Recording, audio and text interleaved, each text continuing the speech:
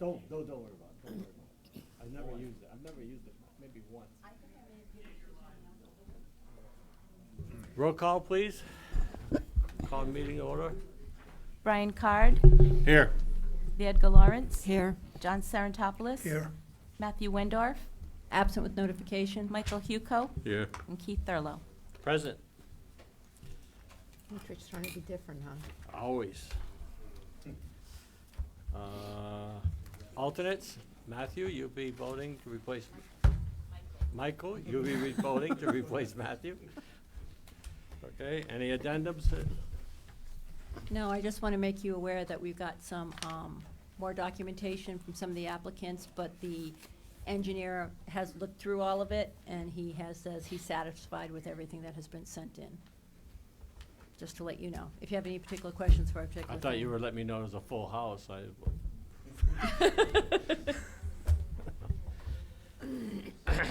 Okay, citizens' comments on items not subject to the public hearing. Anybody got comments about any other issues other than what's on the agenda tonight for public hearings?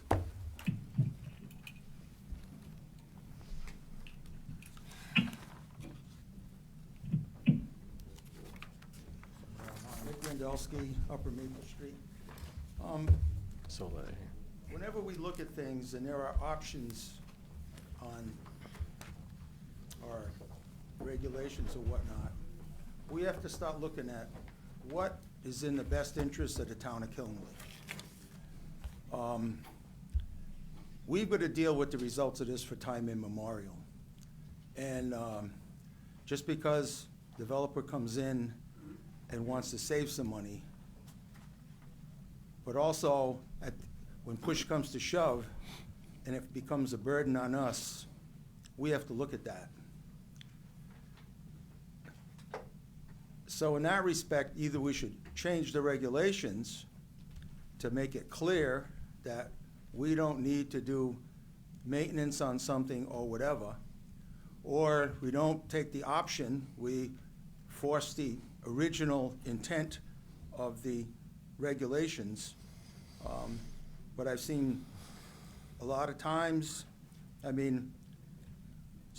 specifically snow plowing, cul-de-sacs. It's a nightmare. Everybody moans and groans that the streets aren't plowed, da-da-da-da-da. Well, a guy can do 4 miles of road in the same time he can do a 5-lot subdivision. So, or we have to redesign, rethink what we're doing with these cul-de-sacs. Then I get calls. Oh, the snow is in my yard, it's piled up so high. I don't need to hear that. And I think we gotta take a proactive approach in starting looking at some of these things. Even retention basins and whatnot. I go out and I gotta see the highway department hand cutting brush. We got all these fancy mowers and whatnot. You make a berm around the retention basin that's 12 feet wide at the top. The fence can go beyond that. Then we can go with this mower, zip around, take care of it in no time whatsoever. But same thing I mentioned last time, sidewalks. We gotta have an offset from the road. Put them right adjacent to the street. Snowplow comes by. We're not enforcing that it's redone again. Specifically on state highways, they're always back, pushing stuff back. Not quite as much as the town does, but if it's slush and it's icy, the poor homeowner's stuck with this. So give them a break. Thank you. okay, anybody else for any other comments? Again, not related to any projects on the agenda. John LaBelle, 57 Island Road, Dayville, Connecticut. Just one comment is, on one of the calls to a meeting, I'm not sure if it's still open or not, you were talking about, in one of the regulations, when a project starts or it's open, the permits that have to be taken out.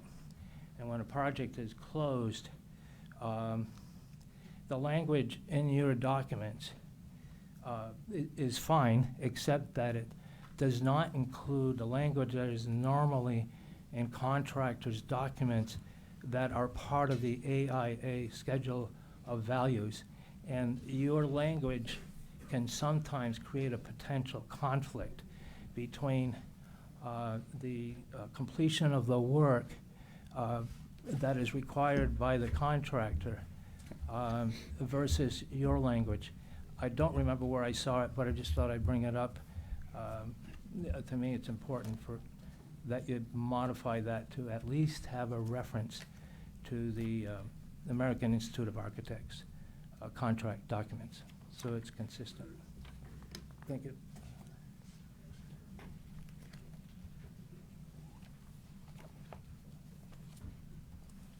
Al Weiss. I'm a property owner in Killenly in several neighborhoods, have been for over 50 years. My father moved here from New York when he was retiring as a state trooper, as a New York cop. And I was one of 5 kids. What we did is right away improve the property and try to keep that going as long as we could. I'm still doing it. Okay, I own a good chunk of the historic district in Dayville. Okay, the town has a set. They've got the town street behind us just rejected the idea of having these guys use that as a parking space so they could build whatever. I don't know what they want to build, but there were 2 single-family houses there that got burned down years ago. I own the adjacent property, all behind it. I also own all the land going up to the grammar school, okay, that follows Owen Bell Park. And it's going to stay in the family for as long as I'm around and then some, okay? So right now I'm working on other areas in town. I've done some building from scratch in East Killingley, and I don't have a lot of problems because I follow the rules.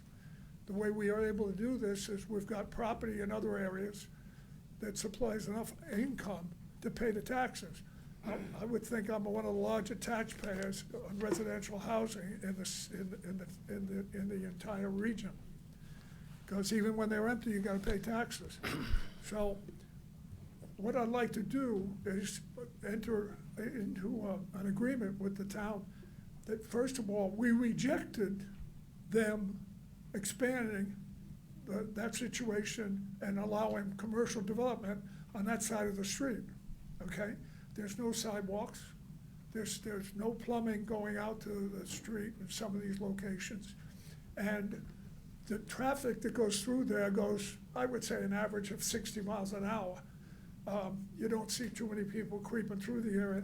Now you're getting heavy tractor-trailer traffic. What's your point, Al? Can you Well, make the it? point of the matter is that that project should not be allowed to That go. project's, you can't discuss the project. This is not the time to discuss it. That's, Well, what I'm saying to you is, if you got a in my topic that's opinion, different than the project, speak your piece, but they can build single-family houses on those lots, okay? please sit, Mike. But they Al, can't- Al, please sit. We can't speak about that at this point. You're talking back about the project. Okay, We can't speak to that, please. it's fine.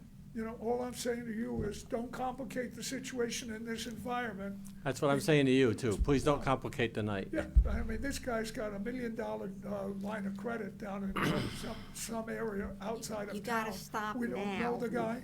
Al, Yeah, please sit. okay. All I'm saying is, I'm not happy with the way it's developed. I can tell. Right?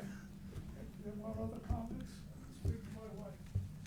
I've been married up for 50 years, and she can put up with me, you guys know. Oh, God. Well, I don't have to. That's the difference. Michelle Murphy, Breakneck Hill Road, 325 Breakneck Hill Road. Just wanted to speak on the Colonial Drive project and say I agree with the chair, or vice chair, I'm not sure, Mr. Card, about the use of open space being, including people's backyards, and how much I object to that. And that's all I wanted to say. I think that's terrible. Anybody else? Okay. Public comments can be emailed to publiccomment@killinglyct.gov or mailed to the town of Killingley, 172 Main Street, Killingley, 06239. All public comment must be received prior to 2 p.m. the day of the meeting. Public comment received will be posted on the town's website, www.killingley.org. To participate in the citizens' comments, the public may join the meeting via telephone, viewing the meeting on Facebook Live.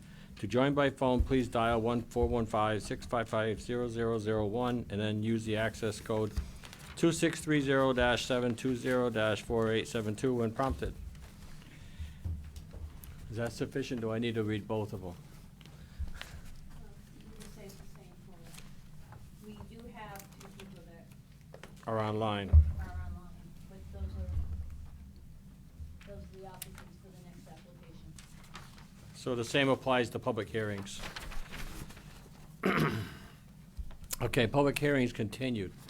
Special permit application 23-1314 CBD Killingley LLC, Dominic Carpionato, Nicholas Gonaris, and others, 536-542-552 Hartford Pike, JS map 114, lot 40, lot 39, and lot 41, for construction of a 12,580 square foot commercial building with drive-through and associated site improvements. Zoning section 700, special permit section 470, site plan, continued from 7/17, 8/21, 9/18, and October 16th of '23. Continued to hear legal opinion from the town's attorney. Okay. Good evening. Ken Slater for the record, attorney at Halloran and Sage, town attorney. I was asked to take a look at, there was an assertion made by one or more folks that the village commercial district is subject to certain statutory requirements that are associated with village districts. Your zoning regulations are traditional, fancy word, Euclidean zoning, where you divide the town up into districts and you establishes the uses that are allowed in the various zones and can have specific requirements, setbacks, height, certain uses can be allowed by special permit. That's traditional zoning.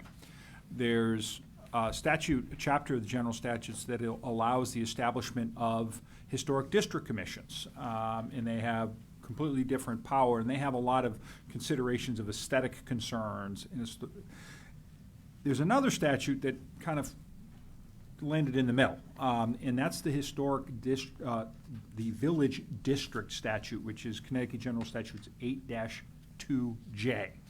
And that deals with, if you have a district, you can regulate within view of the road, establish specific village districts, and you have the ability to regulate certain aesthetic considerations that are really not traditionally the part of normal planning and zoning. If you have a permitted by use like a residence in a residential zone, this commission or staff doesn't get involved in which kind of siding goes on the house. An historic district has a very specific purpose. I wrote an opinion in there, but it's designed to protect the character, landscape, and historic structures, et cetera, et cetera. There's a statement of purpose of what it's adopted for. And then it goes on to say, if you have adopted a district, then a number of considerations have to be put into play when an application is made for property of something that's in a village district. Laying out the buildings and the streets, the proposed streets, the open spaces within, locally significant features, exterior signs, side lighting, a number of these things that are all laid out in the statute. You also have a regulation that happens to use the word village in it, the commercial village district.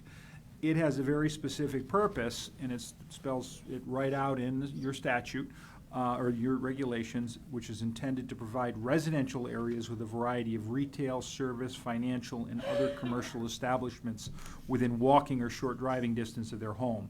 No barriers, pedestrian traffic, etc. So its purpose is laid out very clearly, and it's not the same purpose of an historic district under 8-2J. It also doesn't have any of the criteria of 8-2J. I mean, when you adopt The zoning regulations give your commission the ability to adopt regs, and so 8-2 gives you the ability. But it's all within the four corners of your regs. You have to actually adopt them.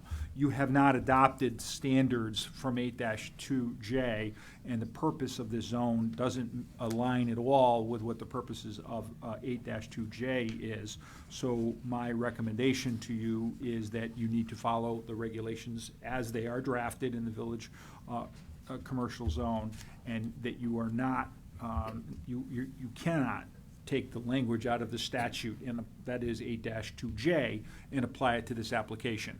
And the architectural review and all of those other elements that you could, if you decided to adopt the village district, simply doesn't apply here. It's strictly your village commercial zoning regs, the way that they're drafted. Any questions in terms of that? That was an overview. My slightly more detailed opinion is in part of your package, but that's essentially, you could use the word village, I guess is what it comes down to. You could name your zones anything you wanted. You could name a zone a village zone, and it doesn't make it a village district under 8-2J. It just happens to have the word village in the title. So does, do we have to, the public get a chance to respond or do anything with this part, section of it, or? How did you leave the last session It of was public just- hearing? I believe Mr. Card, who was acting as the chairman at the time, said that it was going to be continued for the sole purpose to hear a legal opinion from the town's Right. attorney. Am I correct, Mr. Card?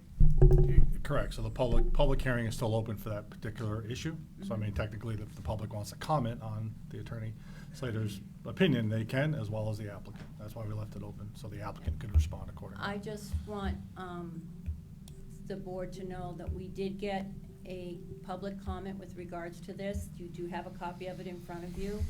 It is from Mrs. Weiss. And just to briefly go over it, they reiterate their strong opposition to the project. But it's right in front of you. So I have a question or an observation. We don't have that in our regs right now. Right. That's correct. That's right. That's the game that we have to play by. That doesn't exist. We have regulations, but that's not one of them. Correct. Okay.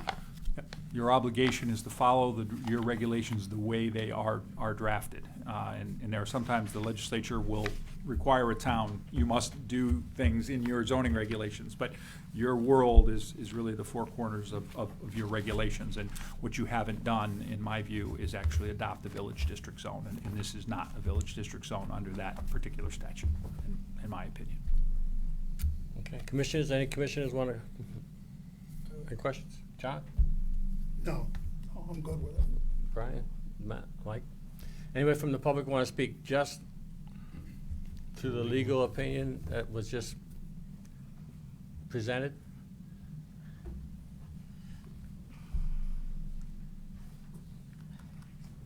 John LaBelle, 57 Island Road, Dayville, Connecticut. In fear of disappointing anyone, I felt I should get up and speak.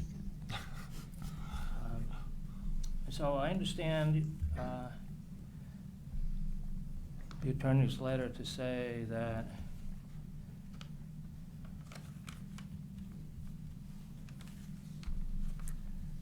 in the last paragraph of his writing,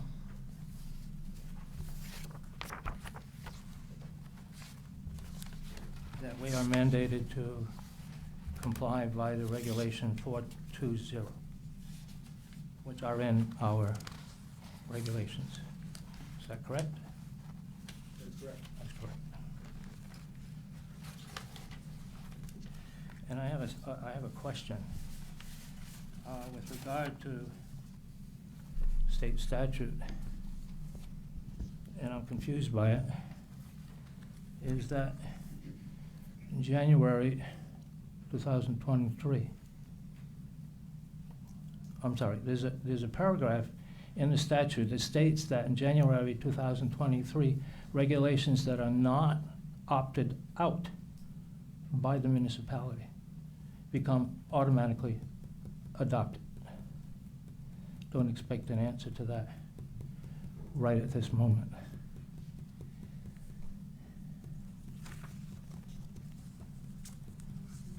Am I allowed to ask questions? You're not referring to the village district zone, you're talking about like accessory units that kind of opt out? Is that what you're referring to? That's one of the places where it's referred to, I believe. But there's you're not suggesting that there's any opt-out regarding the village district statute, correct? I'm not suggesting that. Okay. No, I read your letter, and I have no comment on it. The only comment I have is your last paragraph where you say that the town needs to abide by 420. Are we allowed to ask questions of the designer? No, not at this point, no. Just, you can only speak to what Mr. Slater presented tonight, right now. The public hearing itself was closed at the last meeting. So is there a presentation by the designer later? No, not unless they have something specific to this. Then I would just like to make an observation. The design that the designer has proposed is a cookie cutter that's already built in Westerly, Rhode Island. Already built. And he has options for better design that will match and come close to the architecture of the neighborhood. I'll share that information with you. Thank you for your time. Anybody else? Thank you.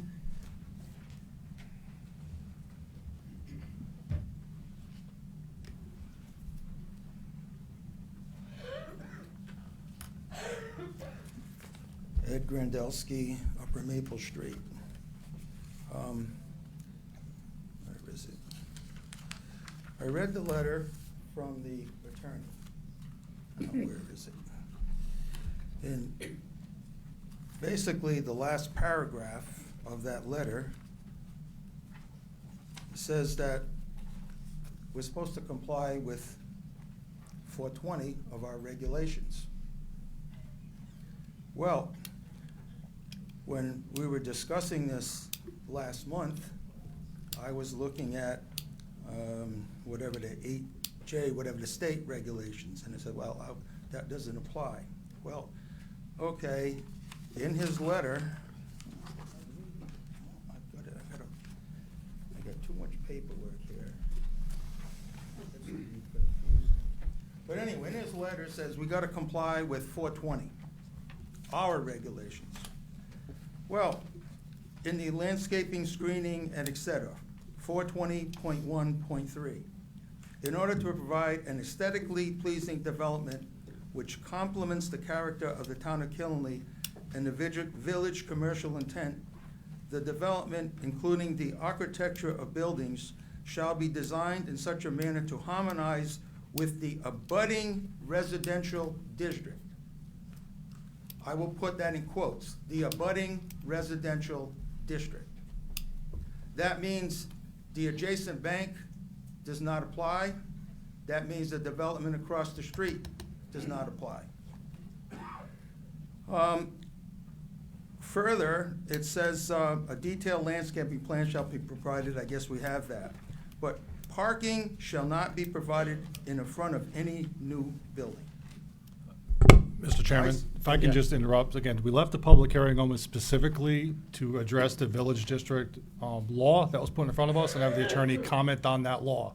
Any comment being taken right now regarding compliance with 420 is not open for public hearing. Now, that was closed. Everything else was closed related to the public hearing. The only thing specifically open was the village district law and whether it was applicable to this Okay. application. All right, well, follow the regulations. Gee, we don't usually do that, do we? Anybody else want to speak?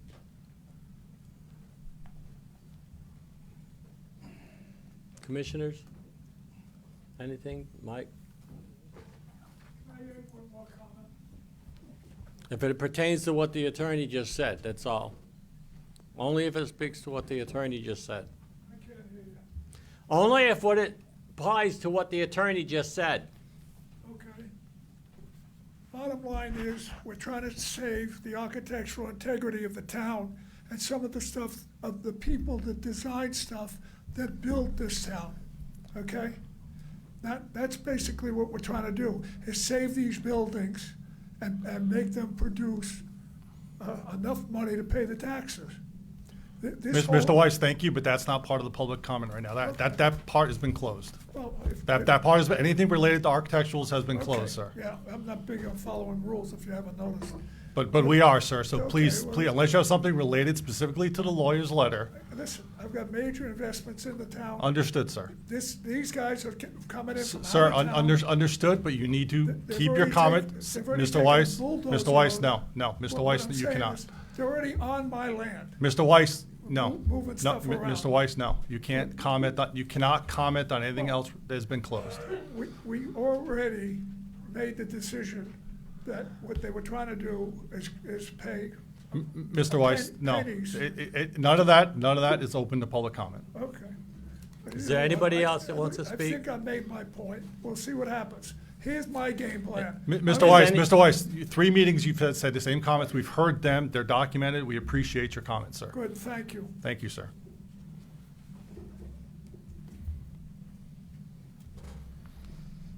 Michelle Murphy, 325 Breakneck Hill Road. I wouldn't mind just like a brief 2 sentences description for the public and for myself, like what's the difference between the Village District and the 420? If Mr. Slater, go ahead. Yeah, very, very simply, what 8 dash, I want to make sure I get the site right again. 8-2J allows a town to establish a village districts. Most towns, frankly, because we do work for a lot of towns, actually don't have any. But it's a tool where, and rather than go as far as have an entire historic district commission, sometimes when there's villages that have certain historic charm, et cetera, you could establish a district so that properties within view of the street can be regulated on more of an aesthetic basis than is normally done in zoning. And again, most towns haven't adopted one of these, and Killingly hasn't. So the village commercial zone, happen to use the word village in it, but it's a type of a commercial zone that's adopted, like most towns do have commercial zones, and they name them, sometimes really boring names like Commercial 1, Commercial 2, and other towns might have something more descriptive. So Killingly's adopted one of these zones as the Village Commerce Zone, with an intent to have a mix between residential and having other kinds of uses nearby. So that's really the difference, and Killingly hasn't adopted the Village District Zone. Yeah. Sure. Okay. Again, commissioners, any other comments? One more time for the public, make sure I didn't cut anybody off. Staff, Mr. Slater? Can I have a motion to close this public hearing? You have that motion. Have a second? Second by Michael, made by Berger.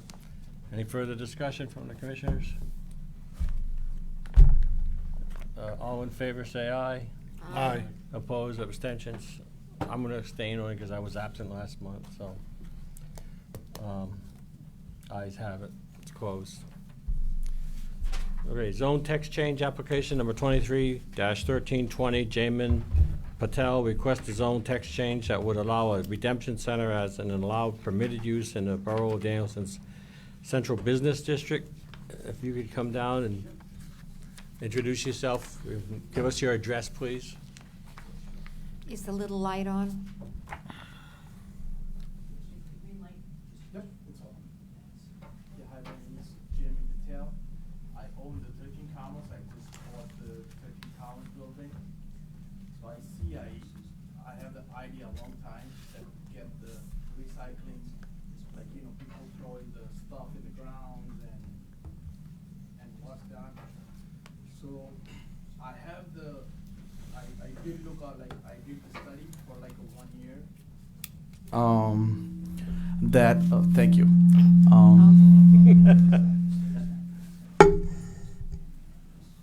I did see the machines, like, they have the machines out there that you can put 300 cans in this machine, and then it counts 300 cans in 1 minute.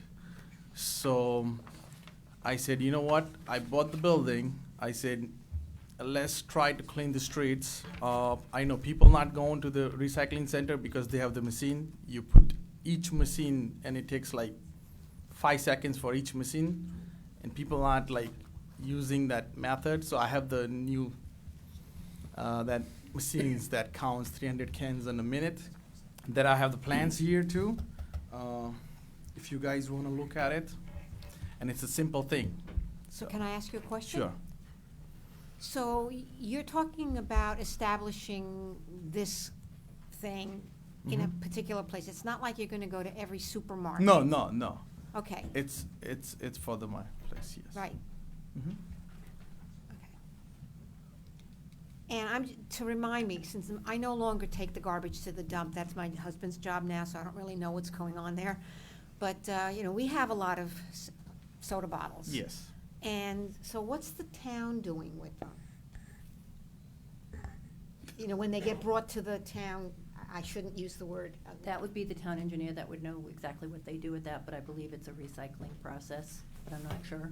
They go into the dumpster, single stream recycling. If anything's contaminated, everything's removed. I can Okay, so the expand on town that. has hired somebody to haul that away. Single stream. That's a name. Everything goes in the same dumpster. Yeah. Okay, but it's run, or this stuff is taken away by a private entity, right? It's not like the town of I'm just trying to figure out how it works. We have someone under contract Yeah. running our recycling. Okay. Do you want to continue? Yeah. So that's all I have. Commissioners? So you'd establish yourself someplace in this town.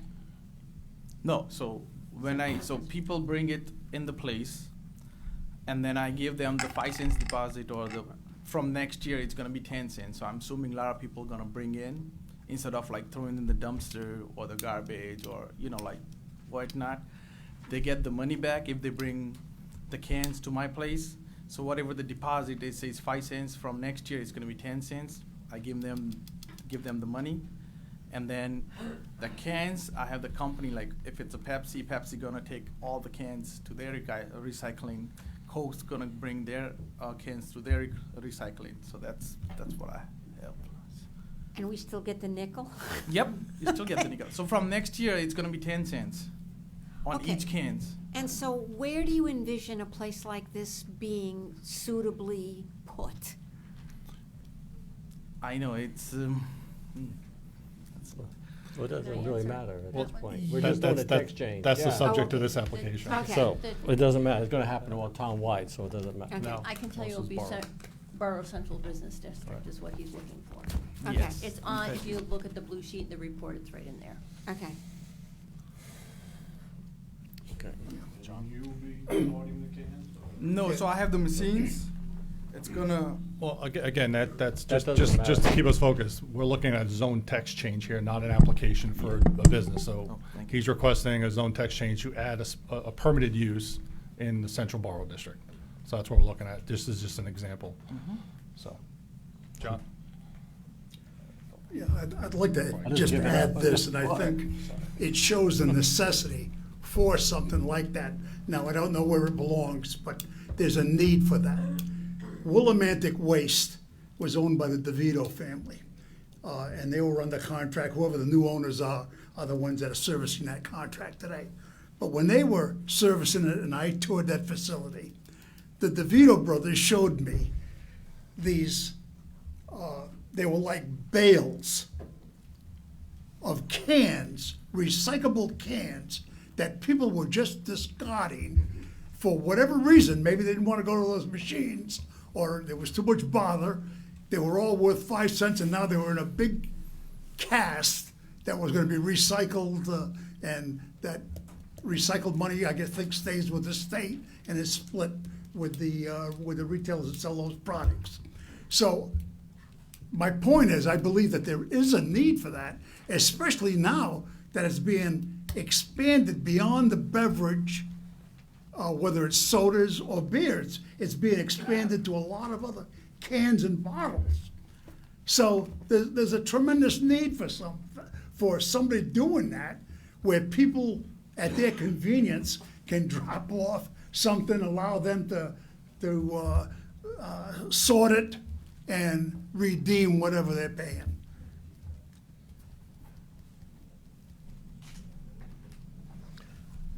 He wants to say something. Yes, sir.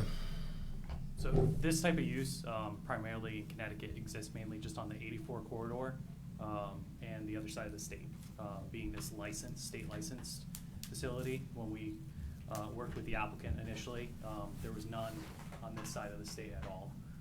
So it seems to be there's a good opportunity for something like this. One being that it's being requested as permitted use, one comment that I had was that it should be an indoor-only facility. Being that central business district, we probably would not want to have bales of cans and whatnot stored outside. Mr. Chair. Sir. So yeah, I agree with that comment. So a couple things. So this, again, you're looking to add this as a permitted use in Central Borough District, Central Business District of the borough. For a couple of reasons, I do think, again, it's a good venture. It's a good add to our zoning regs.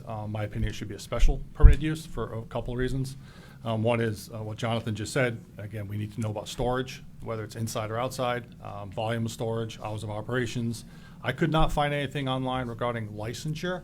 I found a registration form by Deep, but there was no standards that I could find with it. So if I have the retail store, I can take it up.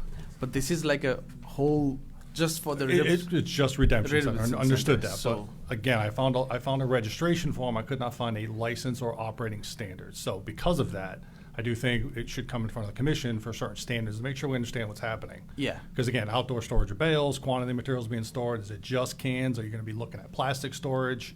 How are you separating them? Again, there's potentially odors when you have a recycling facility. There are odors associated with that. So we want to evaluate all of that. The other thing I'd recommend too is the definition you used was out of the bottle bill kind of summary page. It was not the actual definition of a redemption center Okay. that's in the statute. Mhm. So I'd actually recommend we pull the definition from 22A-243, definition number 9. CGS 22A-243, definition number 9, which is definition of redemption center. I would actually recommend we use that as how we define it. So a couple reasons for that. My recommendation to the commission is that this become, it's a good venture. Central Borough District, again, it's not a bad district to put it in as long as it's controlled. So I would recommend it still be a special permanent use, not a permanent use. But Comments from anybody? Thumbs up on him. Michael? I might have a little thing about waste and recycling. I would just like to add one thing. This is probably something that the health department should issue some sort of a certificate, because in addition to smells, there's a lot of liquid involved. Yes. I go to Big Y, for example, and you have to walk by their redemption center to go in, and you notice that there's liquid all over the floor where there's spillage from these containers as they're being processed. Yes. So that draws insects, whatever. So it seems to me that the health department would be involved in this somehow. Hey, I Marie? have a question for the commission. Since we do not have a copy of that definition number 9, Right. does the commission want to continue this hearing until next month? Is that something that you'd want, so I could provide that to you, and you can see if anything needs to be changed? Or do you just want to give me if you continue on and say, just hypothetically, if you do approve it, just want me to grab that definition? Or does the commission want to see it? Well, I wrote the definition down. I didn't print it. But anyway, my question would be, if this is recommended for special permanent use versus permanent use, can that be a change in any approval today versus, okay, I said edits, if any, edits if any, just, may be suggested and made to the Well, proposed text. okay. But the to make it a proposed special text. permit is, That's part of the. Mr. Slade is nodding his head, so. Yeah, I'm nodding because if you were gonna expand something, the public should have an opportunity, to know what's going on, but they expect you can make changes to things. Right now, what's being proposed is it's being authorized by right. If you ratcheted that back and said we're only gonna allow it by special permit, that's within the parameters without you having to go back out to the public Starting notice on over. it. Yeah. Okay, because to me, that would allow us not to have to list all the conditions, like no outside storage, make sure you have sewer, make sure there's, all these other things. that- Yes. With the special permit, we can address those on an application basis, Okay. so. Since you've written it down, can you read it into the record? If I can read my writing. A redemption center means any facility established to redeem empty beverage containers from consumers or to collect and sort empty beverage containers from dealers and to prepare such containers for redemption by the appropriate distributors. Gee, would the Boy Scouts take ours away? So. And to me, that's just important because, again, it's not just residents come in, but you can have businesses. You can have this type of facility can have a contract with businesses to go pick up those things and sort and separate them, so. Anything else from commissioners? Comments? John, any more? No. Staff? No, if you're comfortable with what he read, and if you're comfortable with the special permit. They've had no to consider, comments, then- so I would say Yeah. they are. Okay. Public, anybody from the public want to speak to this? One at a time, please.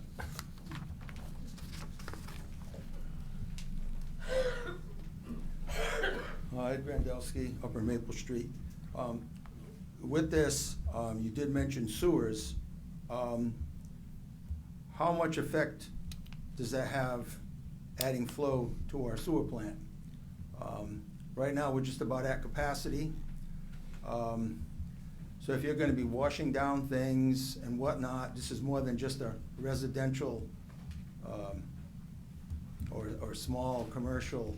We could be having a lot of wash water. So I think, however you refer to sewer, but we gotta look at the gallonage that's proposed, or the sewer authority has to weigh in on this type of an activity. Thank you. Anybody else from the public?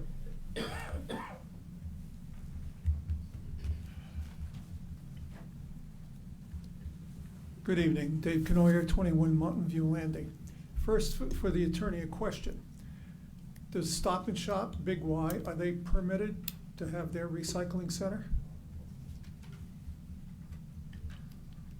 No, in my research of the recycling bottle bill law is they're allowed to have machines on site and they're required to take back the beverages, cans of beverages that they sell. Okay. So that's why if you ever go there and get rejected for a certain type of can, it's because they may not sell it at their store. And it's allowed by state law. Understand. And in Woodstock, Connecticut, there's an operation called the ARC, which deals with people with special needs. They have their own redemption center. And I would strongly suggest a field trip for you guys to look at this thing. It's as neat as a pin. There's no odor, there's no flies, and the money goes for a good cause. I admire this man wanting to get on this bandwagon here, get the town cleaned up, get the litter off the streets, and of course, make a little money at the same time. It's the American way. Thank you. Anybody else from the public?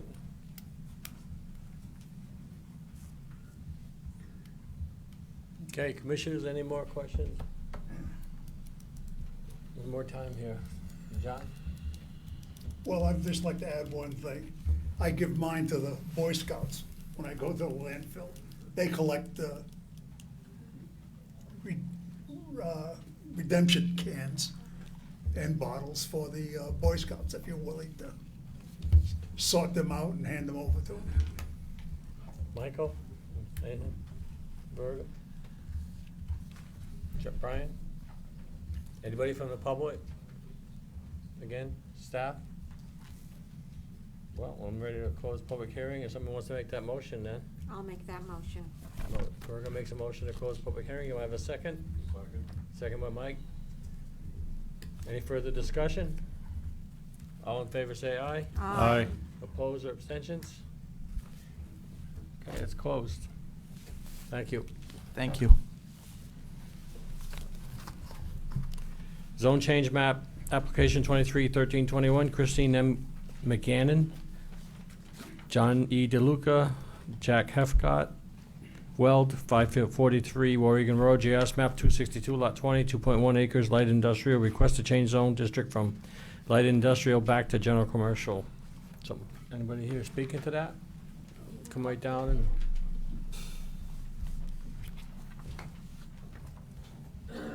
I'm Jack Helfgott. My partners Christine McGannon and John Luker are here with me. Christine, you can say. Hi, Christine McGannon. So make sure your mics are on, both of them. Okay. It's on? Good. Thanks. Thank you, Emery. So, Okay, go ahead. we just would like to, we would like to ask that the zoning to change from light industrial back to commercial, which it originally was, for the purposes that we'd like to use the building commercially. Can you, I don't know if you have to explain, but can you explain? All You they don't have to do to? is say they want to do it commercially, because they have to come back before you for a special permit at a later date. Okay. If this passes. And it was commercial for a really long time. I'm not questioning it, I just, It's my understanding that it was actually a little bit contentious when it went to light industrial, and Yep. we just wanted to get it back to what it was previously. It's a commercial building and it doesn't really lend itself to like industrial purpose. staff, you wanna start? This is, as just everything that they've stated, that this was a commercial entity for a very long time. It was a Benny's store. It came back about a year and a half ago. They requested to go to light industrial for Melting Point. They couldn't, Melting Point found out that they could not retrofit the building to accommodate what they wanted to do. So they put it back on the market. These applicants have a commercial use that they want to put back in there, but what they want has to go through a commercial versus a light industrial. Okay. Any discussion from the commission? It's a no-brainer. John? No. Brian? No. Public? Anybody from the public wanna speak to this application? Anybody in the room wanna speak to this application? Okay, can I have a motion to close public hearing? I'll make that motion. Michael makes the second, Virgo makes the motion. Any further discussion? All in favor say aye. Aye. Aye. Opposed or abstentions? Okay, it's closed. Thank you. Thank you. Okay, special permit application 231322, JPF Rentals. I will, let me see. No, that's, which one is this one? Yeah, that's me, right? Yeah. I'm gonna recuse myself. Joanne, make sure you put it down there that Keith has recused himself and he's leaving the room.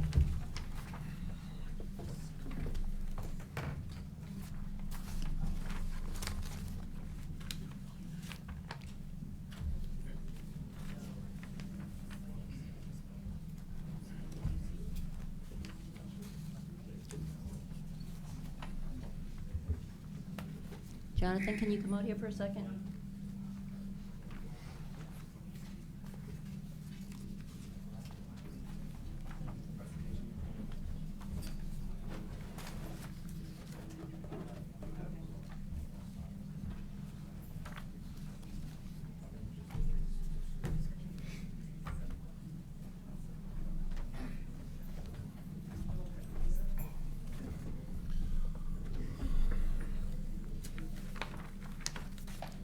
I believe, Mr. Card, you're now the acting chairman.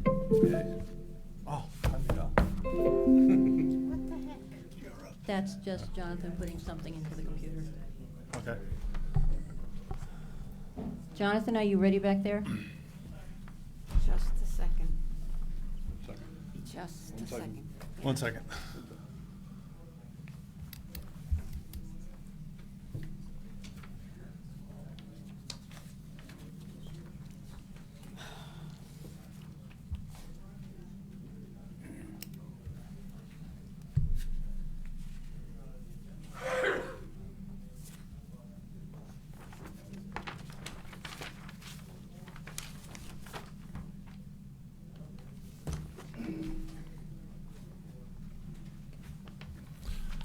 All right, just before we get started, I just wanted to make sure on the record, I just checked the town attorney. So I live in the vicinity of this project. I have not measured how far. I can't see the project. I'm not an abutting neighbor. And I can say that I'm indifferent at this point, so I'm open to hear this project from this side. So I don't have to recuse myself. But I just wanted the applicant to know and the public to know that, again, I'm in the vicinity of this project, so. Ready to go? Yes, sir. I'd just like to start by introducing myself and the project. Just be just- careful, that one mic that you just put on, yeah, turn that off. Oh, just use this one? That one. Oh, okay. You'll get feedback otherwise. So, my name is Peter Thurlow. I'm the owner of JPF Rentals in 18 Ware Road. I have also owned and operated a construction business within the Quiet Corner since 2007. I was born and raised in Killenly, growing up right down the road from this proposed project. I've also owned several rental properties in the area and built dozens of houses over the years. I say this to show how I can see a need within our community while also having the ability to fulfill that need. I believe the community would benefit from new, efficient, well-built apartments. The land that I own is a great location due to the close proximity of Route 395 and 101, while also fitting in with the surrounding area, having other rental properties nearby.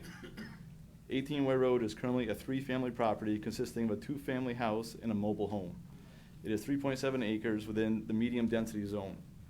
I'm proposing a multifamily development to construct 14 new rental units and leave the 3 existing units. 10 proposed units are 2-bedroom, single-unit buildings.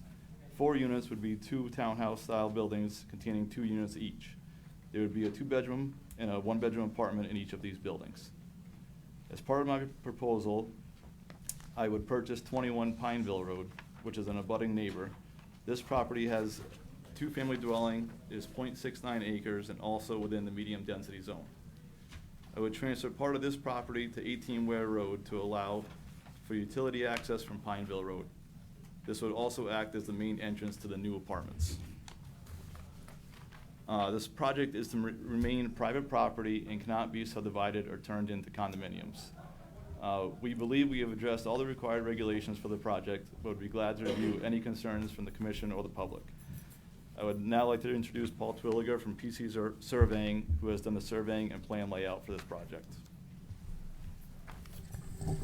Thank you. As he said, for the record, my name is Paul Terwilliger. I'm a licensed land surveyor, PC Survey Associates. And the project is located in the medium density zone. The current property is 3.7 acres. He's going to be acquiring an abutting property that contains a 2-family house on it. It's going to be combined, a portion of that's going to be combined with this to provide access to Pineville Road.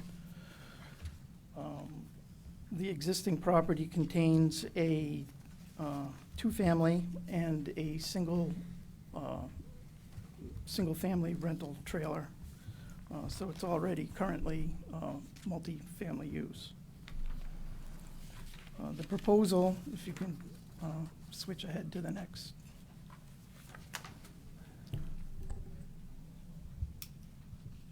Is Dave controlling that?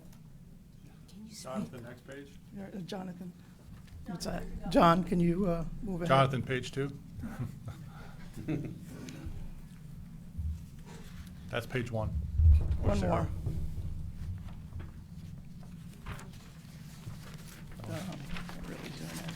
more. The access to the project is proposed to come off of Pineville Road on a strip of land that's going to be combined with the bulk of the property. Proposing a 20-foot wide paved driveway to go in. There's currently, we're planning on 14 new buildings, or 12 new buildings, 14 new units. They'll be served by utilities off of Pineville Road, sewer and public water. And also the electricity will run up that driveway and disperse to the different units. We are proposing a retention basin to catch the runoff from the proposed driveway and from the roof drains.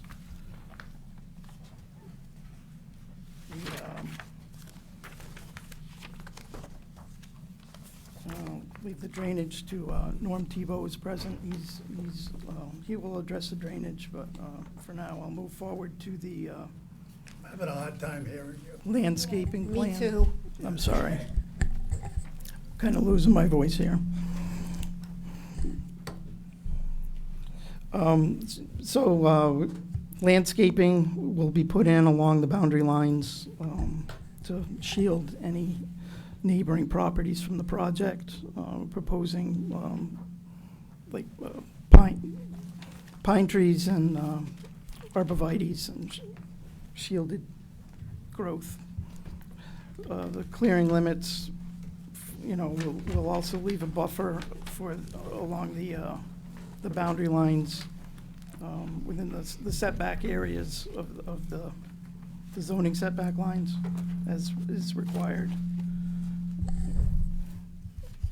So, this application is under section 555 of your regulations for multifamily development.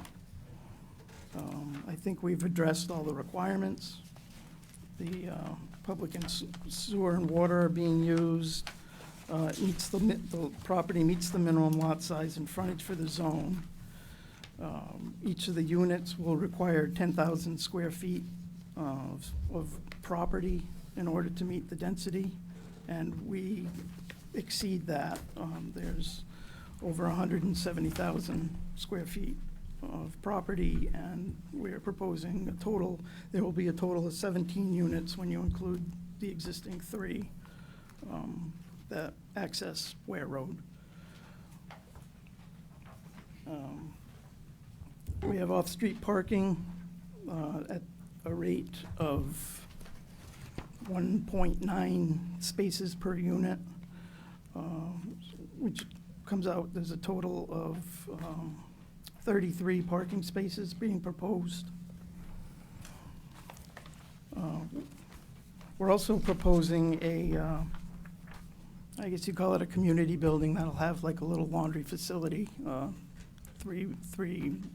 or 3, I don't know how many washing machines for the tenants to, so they can have a place to do laundry.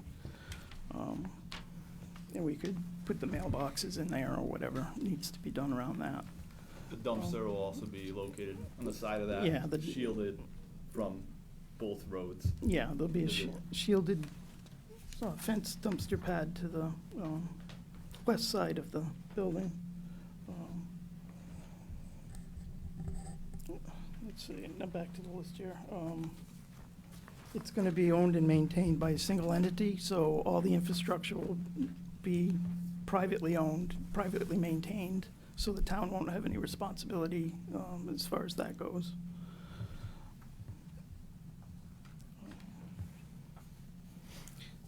Sidewalks, we're proposing sidewalks around the parking areas with walks that lead to the units from the parking area. We have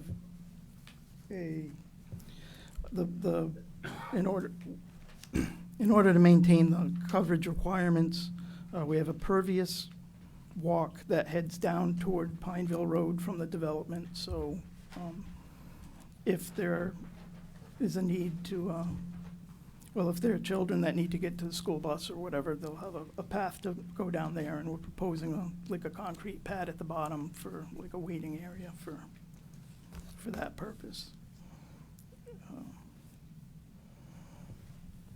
There will be access to Ware Road from the bulk of the development. We'll have a gravel access road along the side of the drainage retention area that will connect to the existing driveway that runs out to Ware Road. All these are meeting the width requirement for fire access. We have a turning radius on the end of the road that will accommodate a fire truck turnaround should it be needed.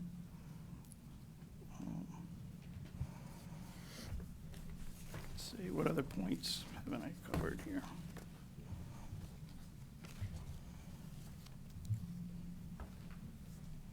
And that's the bulk of the, I can turn the mic over to Norm Tebow from Killingly Engineering to address the drainage.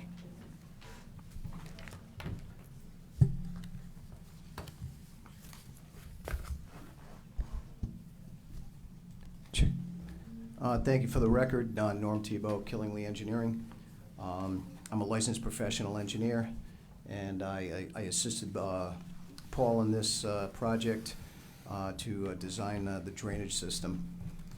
So as people are typically concerned when you take this, 3.7 acres of land, and that's currently wooded, and you add a lot of impervious surfaces and rooftop, then we certainly have to be concerned about the drainage and the potential impacts on the surrounding properties.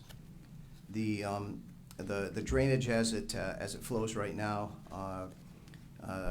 there's approximately about just slightly less than an acre that drains off to the east, about 2 acres that flows to the southwest toward Ware Road, and about a half an acre that flows south to Pineville Road. What we are proposing is we are going to basically restructure the drainage areas so that we'll capture most of the impervious surface from the road and the rooftops and convey it to the stormwater basin. As a result, the flow, the area that's actually going to discharge to the east is reduced to about 11,000 square feet. We're conveying about 3 acres to the stormwater basin and about 7,000 square feet south toward Pineville Road. Now, one of the advantages of this property is that you've got some very well drained, and in fact, excessively drained Hinckley soils. Typically, these are the types of soils that you see in gravel pits. And the stormwater basin is actually going to be constructed in those types of soils. So we're able to get some significant infiltration as a result. That combined with an outlet structure, it's a tiered outlet structure that'll moderate the discharges. And any discharge from that basin and from the entrance road is going to be captured by 2 new catch basins that will be installed at the entrance on Pineville Road. Ultimately, that will connect to a catch basin that is located approximately, I think, 65 feet to the southwest along Pineville Road. And from that catch basin, discharges to the 5 Mile River. We have addressed water quality in that we have extended time in the stormwater basin. We've got extended, we have significant infiltration, and the drainage computations that have been reviewed by Dave Capaccione, the town engineer, demonstrate that we have decreases in the peak runoff rates in all directions as a result of the drainage design.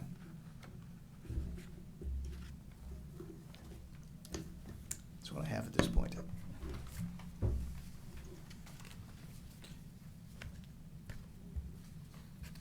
A few other key points is, based on the regulations we just went through and made sure we tried to check off everything. Is asked that driveways and parking areas be well lit. We propose floodlights on each building pointing down, not out towards the other properties. And capped. What was that? And capped. And capped, yes. As You long gotta as let me have my hobby horse, you know. street lighting. And then also with this design, it's gonna be, once it's completed, not really even visible from the road. You'd have to really be looking for it. So I think it'll blend in with the area, and they're not, seeing structures or anything. Sorry, Did you say you're proposing street lighting? Yeah. There's Again, some post lights that run along in the areas of the parking and the, So how tall are the, 8 to 10 feet. They're just like what you'd have in your yard. And they'll be focused downward. Yeah, they'll be full cutoff lighting. those are 6-foot post lights you're talking about? Yeah, 6 to 8, whatever, yeah. Is that just the parking areas or going up the road? There's, Because it's tough to see on the drawing. I mean. yeah, okay, yeah, they're around the, I don't know if you can zoom in on that or not. They're around the parking areas and then going up along the sidewalk that goes up the hill.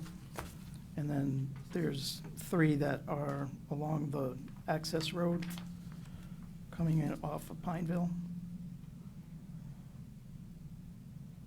Okay.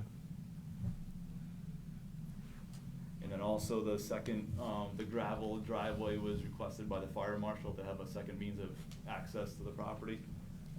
That will have a chain or a gate to prevent people from cutting through. You know, so it's just for an emergency access. There'll be numbers on each unit visible from the road and also signs directing people to each unit.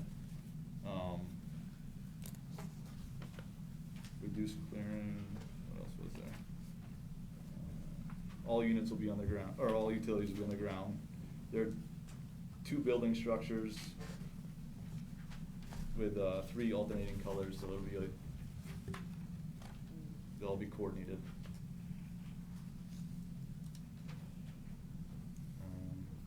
I think that's all we have for right now. Yeah, I think that's all the points for now, so. Commissioners, any questions to start? Questions? Yes, sir. I got a few. One is snow removal. Where's the snow gonna go? There's a good amount of open space between each unit, they're 40 feet apart. I'll plow it off into the grass. but are there gonna be curbs? In some No, locations. there's curbing on the driveway to Pineville, but most of it's sheet flow going up. There's curbing around the parking area near the community building. But Then the sidewalk will be snow blowed so I can direct that, you know, obviously away from everything. So there's gonna be management doing that kind of, The owner, You did say, how many dumpsters, I should ask, not I was planning 1 dumpster, a 12-yard dumpster. for 14 units? I own the dumpster, so I can empty it every day. that'll get boring. Still save money. The parking spots, Yeah. that looks like residential parking. It is. Okay, what about visitors? Where do they park? We base the parking on the regulations, which we have exceeded. We can address that if that's a concern, but we've already Yeah. exceeded the required parking spaces. based on the numbers required, we have 9 extra spaces in there. Okay, so I if you. count two cars per apartment. You don't have, I don't think you have 9 extra, not where I count it, but. Well, we're basing that on the regulation of Not- 1.5 yeah, for yeah, a 2-bedroom one- and right, 0.75 for 1-bedroom. Yeah, which is- there's 9 more than what's required. Okay, Yeah, so but- is this working on the assumption that nobody's gonna have a party with people driving to the party? Exactly. And we could, what would you like, 2 per unit? We can increase it. It's not, I mean, you meet the regulations, Right. but, you know, how that plays out for Yeah. your tenants is a different story. Yeah. If you park on the road and then emergency vehicles have to come up, you got problems. You could have problems. There could be, yeah. So it's just something I think, you know, we're gonna look at is, if you got emergency vehicles coming up there and there's, like you said, maybe a party or visitors, Yeah. where are they gonna park? Right. Yeah, like I said, we based it on the regulation, we're willing to, you know, address it and change it if needed. If you guys had a number, we could try to meet it. It's kind of vague on what would be required in that. Now, you read the letter from Connecticut Water, right? Yeah. And you agree with that? The size of the pipe? Well, the size of the pipe and any additional improvement at your expense. Yeah, I own all the water, the water distribution I own. Yeah. Anything else? 2-inch pipe, it should give you enough water, but. According to them, yeah. Yeah. Well, it's private, I mean, I can always put in booster pumps or increase. You might have to. I might have to, You know. Still a lot less than Because duct last line. week they found out. Huh? Last week, when the bill, they Oh. found out that the hydrants aren't that great up there, so. Yeah. Hopefully the water going, the public water portion is much better. Yeah. And the gate, For is that the- gonna be? entrance? Right. Is that gonna be locked? I wasn't going to lock it until it became an issue. I was just gonna leave it latched. So anybody can still use it? Well, I mean, someone could cut the lock. Well, no, there's. I can lock it and get There's, a key. equipment out there that you can give access to the fire department. Okay. If you lock it, they can have access to it through Knox. Yeah, I can ask Randy about that. Yeah. Yeah. If, I didn't know if you, you know, it's up to you if you wanna lock it or not. If you don't wanna lock I it. mean, I would. It's just I would something you try might. not to, but I mean, if it becomes an issue then, or Yeah. if the fire marshal required, or you required it, then we could come up with some sort of system. Yeah. Yeah. It would just be a good idea, if you find out it's an issue, find out from Randy. Yeah. What, you know, you can put on that gate, lock it, but still have They have access instant for the, access. yeah. Yeah. Yep, and Yeah. all the trucks carry them now. so. Oh, they do? Oh, Yep. yeah, that's a great idea. That's all I got. Anything else, Mike? Mark, anything? I'm done. No? Jonathan? Not now. No? I just want to note that we did get an email from the town's engineer, and he thanked them for their revisions, and the only thing he's requesting at this point is a perforated pipe would be great. And then he said that he had spoken to Paul earlier in the day, and that all of the comments had been addressed. So all of his concerns have been addressed. I just wanted to let you know. Okay. Couple of questions before we go to the public comments. Can you talk a little bit about, it looks like your driveways are 8% slope Mhm. going up, if I could see the number correctly? Yeah, I yeah. didn't quite see a flat at the bottom of the driveway, hitting down the Yeah, Pineville Road. it comes down to 3%, about 20 feet back from the edge of the pavement. Yeah, is I right. mean, yeah, 3%. So a little bit of concern about stormwater runoff coming down. I know there are 2 catch basins on there, and I know you got Right. curbing on there. Where'd Mr. Tebow go? Sherman's Yeah. addressed it with his catch basins, but a little bit of concern there, especially in obviously winter conditions, coming down that ramp without an adequate flat on the bottom. So that's one comment I'd put out there. I didn't say anything about earthworks, grading, how much earth is being removed, how much earth is being moved around, what's your cut fill. I didn't see anything on the plans. I don't know if Okay. that, We you can have those address numbers, that. or you need to get those on the plans for us, so we can make sure there's no issues with the earth regulations. And then your secondary drive, with the one we just talked about being gated, I do recommend obviously it be gated as well, the Knox box, but there's no details on that driveway outside of the porous gravel. And it says existing broken bituminous pavement, so what conditions is that in? Does that meet, should that be upgraded to town standards? Should that be an engineered road? We have no information on the condition of that secondary entrance. Yep. You didn't put a detail of that? No, it just says existing bituminous, Oh, the existing, No, yeah. I yeah. thought the- existing broken No, there's bituminous no- drive. I thought the proposed gravel section. No, The there gravel's isn't a there, separate but there's detail. nothing I on didn't- the existing The drive. existing. It just says broken bituminous drives. That could Yeah. be my driveway, which is not the best shape, could be a could be a town road. I just don't know. So it would that's be like a something. cut sheet and like the thickness of the existing with.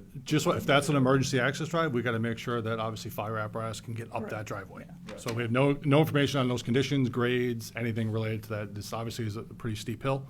Coming up, you got 8% grade to a flat to another 8% slope going up to the cul-de-sac. So again, definitely have some concerns on that. I'd like to hear about snow placement, snow removal, et cetera, on those driveways. I didn't hear you talk a little bit about landscaping either. You did talk a little bit about tree clearing in your application, that you're going to leave as much trees as possible on the outside, but and you have a little bit of a landscaping plan. Right. But again, just visibility from the neighbors, I mean, talking a little bit about that. Yeah, I mean, it shows proposed evergreens along the property lines and, like I said, limited clearing. Yeah, there'll be plantings of, deciduous bushes and evergreen shrubs between the units, to kind of give them some separability from each other so that kind of divides their yard areas up. But most of the abutting properties would be, on a majority of it, would be shielded by what's the existing growth there now.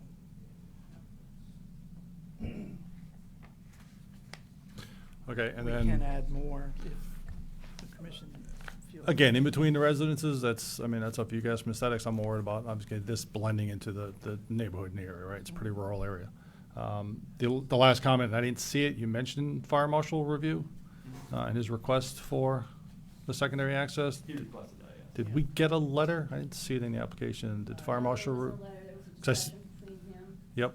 I did have, Even an email confirmation, because again, I see you putting a cistern in, fire cistern. There's no Yes, hydrants yeah, in yeah, here, we right? did not mention that, yeah. We are putting a 10,000 gallon underground cistern in. Yep, and fire marshal's aware of that, and that's Yeah. been approved. Right, he's reviewed that, yep. Just information, I mean, even an email saying we acknowledge it, so it's been recognized Right. that they've seen it. Yeah, I had Right. called him earlier, early today.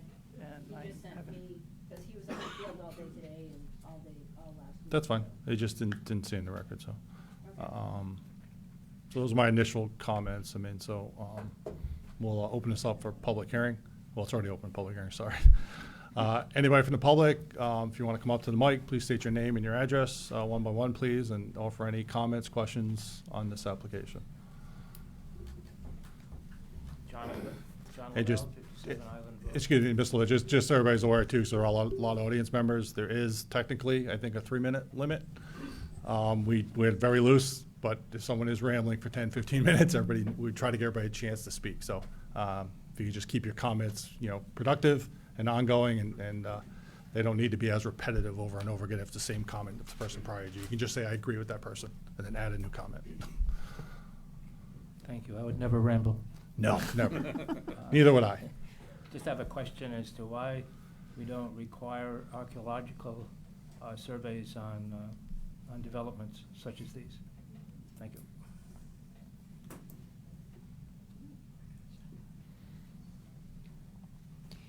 Well, that's a good question. Has the state or anybody ever established or done any research and created a map of Connecticut's long ago tribal places? We do have a map, and it's in the 2020 to 2030 POCD. I would have to double check that map to see if they're within that zone. If they are within that zone, then we would have to go through, but that's something that they would check. But I have no problems running downstairs to get the map if you want me to get it. No, I mean, But we have, it sounds like there's still some things that we may want, that we may continue, so I can make sure we have that by next meeting.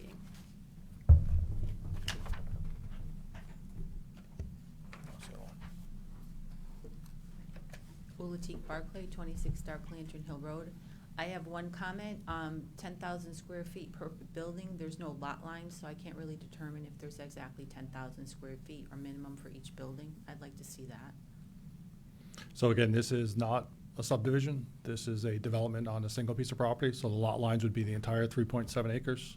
The medium density requires 10,000 square feet per development. So the calculations do show, just for the record, 174,000 square feet of property divided by 10,000 gives you 17 point, whatever that is, 4 units allowed under the multifamily zone. What about the community building and, Those are not residential units.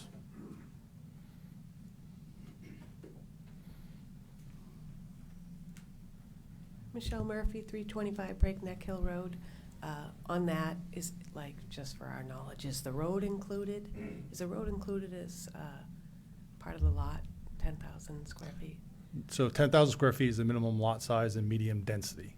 So it'd be no different than a house and a driveway and everything else on a 10,000 square No, foot we were lot. just unsure, like, the past So, couple The meetings. road has to do with impervious area. So when they So calculate, that's not part of the 10,000? No, but when they Okay. calculate impervious area, then the road, the buildings, stuff like that would be calculated into the impervious area calculation. Okay, and I had a question too, like, it's a little confusing from reading the agenda tonight.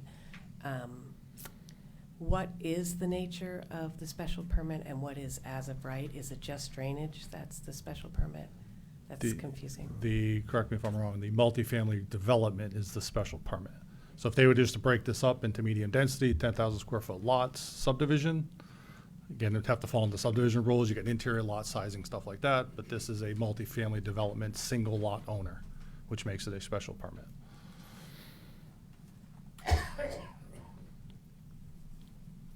Feel free, anybody, one by one, just as long as. Of course, staff, I'm just quoting anything on the regs, please correct me. Ed Grandelski, Upper Maple Street. I'm interested in the cistern. In it says to be turned over to the fire department.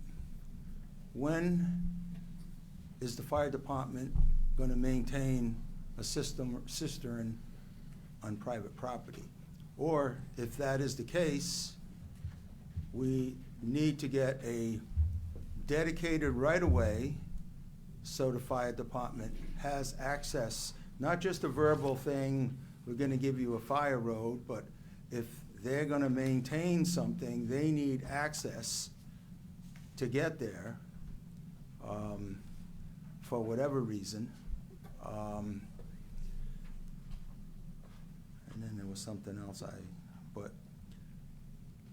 and then if the fire department is gonna take it over, there's gotta be some kind of correspondence with the particular fire department that do they agree with that?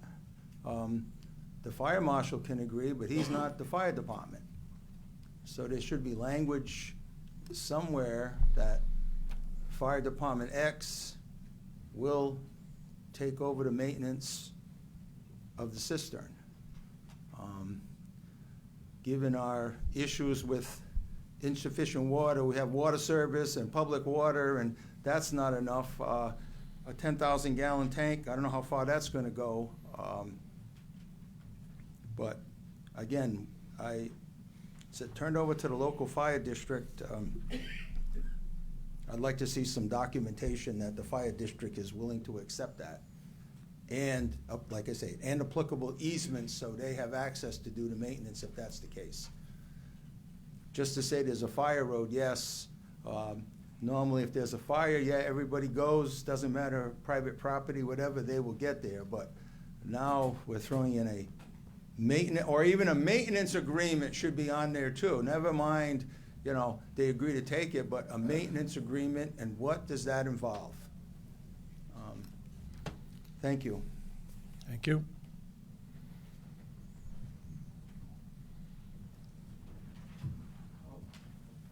How you doing? My name is Timothy Lloyd. I live at 4 Pineville Road, just outside to the left of the entrance of the building. I'm a 14-year veteran. I moved my family out to this area to be off the grid a little bit. My concerns are the water, the winter snow. The road is narrow. You have a hard time going down the road when you got somebody passing you right now. I also speak on behalf of Arthur Karen, who lives at 11 Pineville Road, who it's actually his backyard where this gentleman has tried to obtain property for access, but he ended up getting the right side of the building. My house was built in 1874. I am the house on the corner with the water just over the bridge. I get a lot of runoff now. I get water that gets shorted between the surrounding neighbors where we have lack of water, and like the mill where we have runoff water where it gets dried up. Also the sewage, it gets backed up over there. the runoff. I have the town come every year to fix my driveway, the surroundings, because of the water that tends to come down that road dramatically without the runoff of any snow buildup that's up on the hill. Also, the view of that area is plain as day to the road, so him putting up some pine trees to disclose any hindering of what's available up there is would have to be nothing short of dramatic to hide the access. Also, the streetlights are none. There's one that myself and two other surrounding neighbors pay for, that one streetlight. So there's no access to lighting on that road. There's no sidewalks. It's a quiet community, and we'd like to keep it that way. I'm not opposed to putting up housing as far as individuals, but if you will, like a gated communicated thing, it just seems to be a little extreme for the area. That's all I got to say. Thank you. Thank you.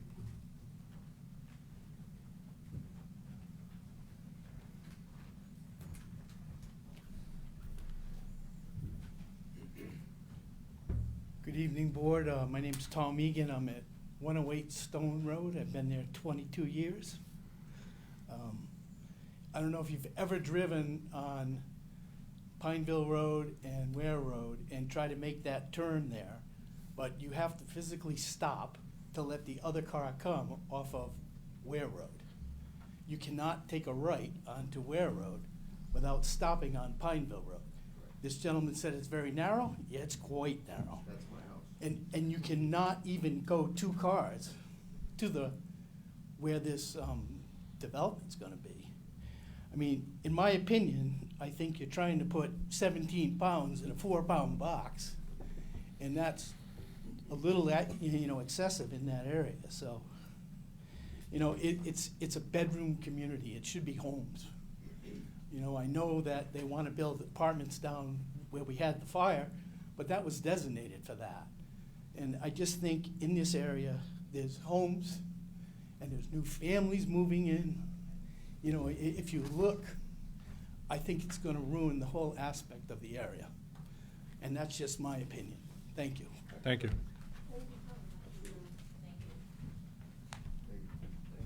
Can I just say one thing? The way this commission works is that if there's regs and the regs are met, you get your approval. That's the simplest explanation. So that when, if you have concerns, but they meet the regulations. We can still voice our opinion. Absolutely, absolutely. So, wait, yeah, if every abutter is against Did it, anyone do a car, So hold on. car assessment of Hold- traffic? Just hold on. Everybody will have a chance to speak. So for all Virgo was saying was just kind of giving you a background on regulations. Absolutely, everybody here to give their public opinion. Commission will take all that into account when rendering a decision. So please Right. come up. No, please come up, voice your concerns. We're not saying don't say anything. Come up, please voice your concern. She's just giving a little background on the way our rules work. That's The all. way we're legally required to behave. We have our, Yep. yeah. No, we're good. We're good, sir. We're good. So we've been going great. I don't want to get it back. I'm sorry. Let's just go right back up and not start over again, but next. Trying to keep a little order, so we're good. so Go ahead, sir. my name's Doug Sanford. I own 67 Pineville Road. And the first thing I'd like to say is, if you want to put something like this up, you can come talk to the abutters and just say, hey, guys, what do you want to see on your property line? Like, we all get who you are. We know you're a developer, but you could have knocked on a door, He hasn't been denied. Oh, well, so the other thing I want to point out is those trees don't block any of our property at all. I wish we could pull this up on Google Maps so everybody could see how small of an area this is. That top right corner on this map, where there's 1, 2, 3, 4, 5, 2 family houses, so 10 tenants, I believe is less than 1 acre, right? I don't know what the zoning guy is, or the surveyor, but I really wish we could pull this all up on Google Maps. This is puny. It's puny. And so I'm the abutter on the very top of that page to the right. And if I'm in my backyard on my hill, I can see clearly across that property into the other neighbors' yards. So the idea that that's blocked by some kind of natural trees it's not. I mean, it's not that wooded. This is just way too many houses, way too small. I mean, we just had a mill fire that they barely got under control. This doesn't fit with the town anywhere. The other thing I want to say is, I don't know how they're going to get drainage from a 10,000 gallon bucket or whatever they called it over to the river. It's across the street. My hill drains onto the land right where, again, that top right corner would be, and Pineville Road is a mess when it snows now. This just doesn't belong there, guys. And I mean, I don't care if it meets regs, I don't care whatever. You're destroying this neighborhood. There's no reason to have this there. He could do this. There's mills that are falling down. He can do this. I mean, he's a developer. He can find places to do this. And the other thing is he doesn't own the property. He has to acquire more property to do this. So, like, I get it. You want to put up a couple single-family houses, make $500,000, go for it. There's no reason to do this. It just doesn't fit with anything at all. I mean, I don't know who abuts this to the top right, but I mean, that's got to be right. So I'm in my backyard the other day. I'm watching him work on his Volkswagen. Oh, that's your house? I'm sorry. So I just want everybody to know. So I'm Sanford. I own 7.5 acres. I'm on the top of my hill where my shooting range is, looking down, and I can see them off to the left-hand side working on a Volkswagen. And I'm double that whole property lot away from them. 10 pine trees isn't going to stop anything. It's not enough room. It doesn't go with the neighborhood. It doesn't belong there, guys. And I don't care regs, I don't care zoning, I don't care anything. It just doesn't belong there. People have wells and septic on that. Well, that's the other thing too, is I still have a well, so like when he plows this and salts this and everything else, if that all goes into tanks, but my well gets contaminated, is that on him or is that my problem? I don't know what way that well water comes in from. I mean, I didn't build the house. That's just, I really wish we could pull this up on Google Earth and show everybody how small of an area that is, because, I mean, is there a reason we can't? Can we pull up Google Earth real quick? Let's just go through the public comments for now. I mean, Okay. So, thank you, sir.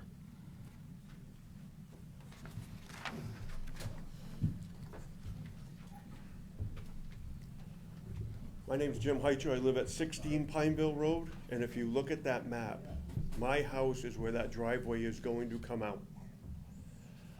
That means I'm gonna guesstimate 30-plus cars that are gonna be shining their headlights right into my living room. Now, taxes go up every year. My property value should not go down. If you allow this to go through, my house is worth squat. I might as well just demolish it and put a parking lot for the people that are gonna be going there. Not to mention the drainage. I've lived at this house for over 50 years. The drainage, when the town of Killenly revamped it, I don't know, it was about 30 years ago, my basement got flooded every single rain. It still does. I put in a concrete driveway and pitched it back towards the road. I have a river that runs down in front of my house. The only smart thing that somebody did, and I don't even know who it was, they put a parking spot between the road and my curb, which allows the water to drain into the drain that they're proposing to drain all of this into, and then into the 5 Mile. I don't know where, what, or how this is even going to be allowed. This doesn't make any sense for anyone other than someone looking to make a whole boatload of money. I do not get it, and I hope it is not accepted. Thank you. Thank you.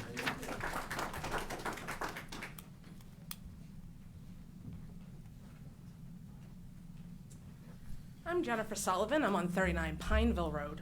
My stone wall is on there somewhere. Just so you know, the mill fire, fantastic. Firefighters did a wonderful job. We didn't have normal water for 3 days. And after that, we had chunks of metal coming through our system. So if you add more stuff to it, and we're lucky that we had a rainy season. Can you imagine if we had a drought? What would that have done? Also, this is a private entity. I graduated high school and stuff during the boom of 2007 when everything failed. They had housing developments made, owned by private individuals. Those private individuals, when things sank, disappeared. Who maintained the roads? Who picked up the trash? It wasn't owned by the town, so the town had to take it over. So what happens when he decides to, I ran out of money, and just disappear? What are we held the bag of empty lots and McMansions of things? Also, I mean, our front yard gets flooded every time it rains, to the point where it's a bird bath for all the birds in the area. It freezes, and it's just a mess. There's just no way you're gonna cut down 4 acres worth of trees and have that much water just all of a sudden just disappear into a hole in the wall. It's just not gonna happen. Also, my daughter is one of the only students in high school on that road. The school system is so maxed, my daughter last year had to sit on the floor of a bus to get home because there was not enough busing. So now you want to add all of this into the school system? We can't even afford the teachers we have now. They're leaving left and right. So now you want to invite all these families into this small little community that we just don't have room for. We moved into this place for the woods, for the rural. We had a bear in our backyards. Where is this bear gonna go now? You're creating so much trash and people, it's just gonna go further and further. We came here for the peace and quiet of the neighborhood. That's what we wanna keep. I'm not saying that rental properties aren't needed around here. I'm not saying that low-income housing is not needed around here. But why put it in a place where it can't handle it? I mean, you have a drive-in theater that's just piped and ready to go. But now you want to cut down 4 acres of woods where animals live? I mean, we're already having sightings and stuff like that. It's just going to make it way worse. I just think it's absolutely ridiculous, and I think this is where this town is going. It's just going to greed and money and screw the people who live here. Thank you.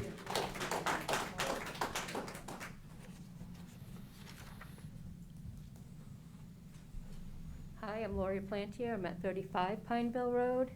This project will be in my backyard. I don't think any amount of pine trees they put in or drainage is going to stop the noise and erosion. We've learned that in the past with houses been built. The road can't handle it. It's washed out. My yard's always flooded. The road always has potholes. It's extremely narrow, has ice buildup in the winter. The traffic is already very heavy. I can't imagine it being even heavier than it is. And I'm also concerned about flooding in my yard. It's already wet. We had heavy rains all summer. It was flooded most of the summer. So where's the water gonna go? And what about the noise? Route 21's right on the side of us. 395's not far off. We can already hear them. I can see the lights from the houses on Ware Road through my backyard already. So my concern is the noise, the erosion, and again, like everybody else, is tearing down a very quiet rural area with an overly aggressive project that won't fit in at all. Thank you. Thank you.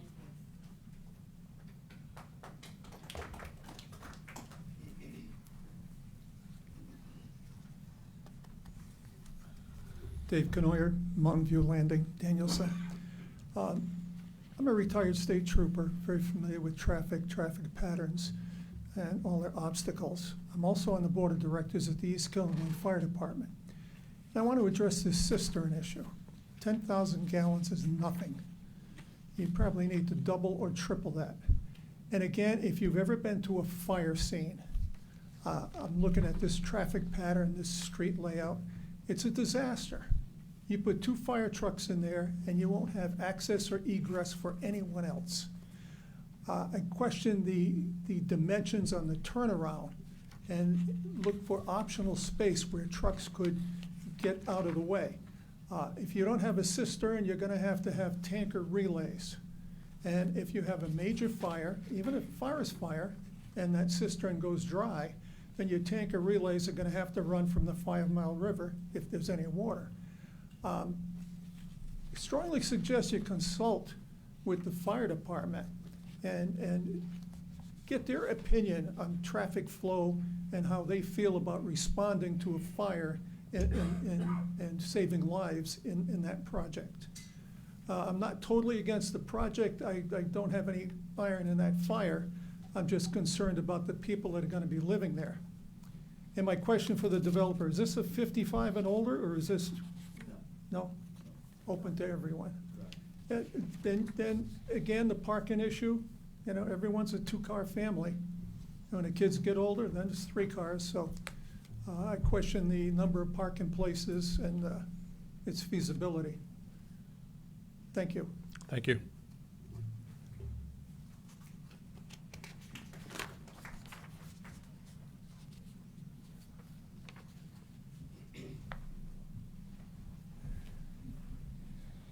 Kevin Couture, 14 Granite Court. I live in the vicinity of that area there. It is a very quiet rural area. Those older homes that are multifamilies are originally single-family homes that have been refitted due to the space and stuff they made into more than one residence in those buildings. I just feel there's an awful lot of stuff going on in that small amount of area. It's way too congested, along with the other concerns that every other one has spoken about prior to me. There's drainage issues, there's the water issues. It's just, like I said, if there's 1 or 2 homes going on that, maybe it'd be different, but I own 4 acres, and I could never imagine 14 homes going on the plot of land that I have, so I would be opposed to this project. Thank you.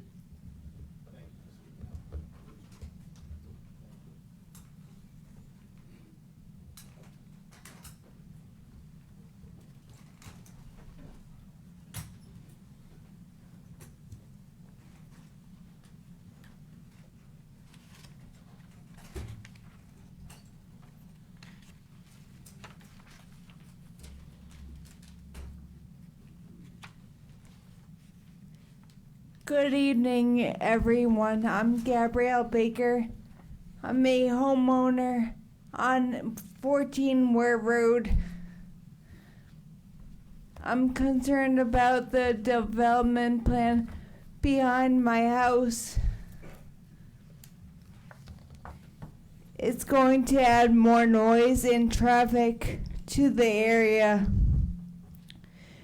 Who's going to be living there? What is the age? What? There's no restriction. There's no. Oh, it's going to add more noise. The wildlife. I saw 2 black bears in the back of my property, and I always see deer. That's why I bought that property. I've already lost so much. I'm a disabled widow. Please consider not approving this development for the sake of my neighbors and I. Okay. If you are going to move forward, I want city water because this is going to screw up my well, and I want you to pay for my privacy fence.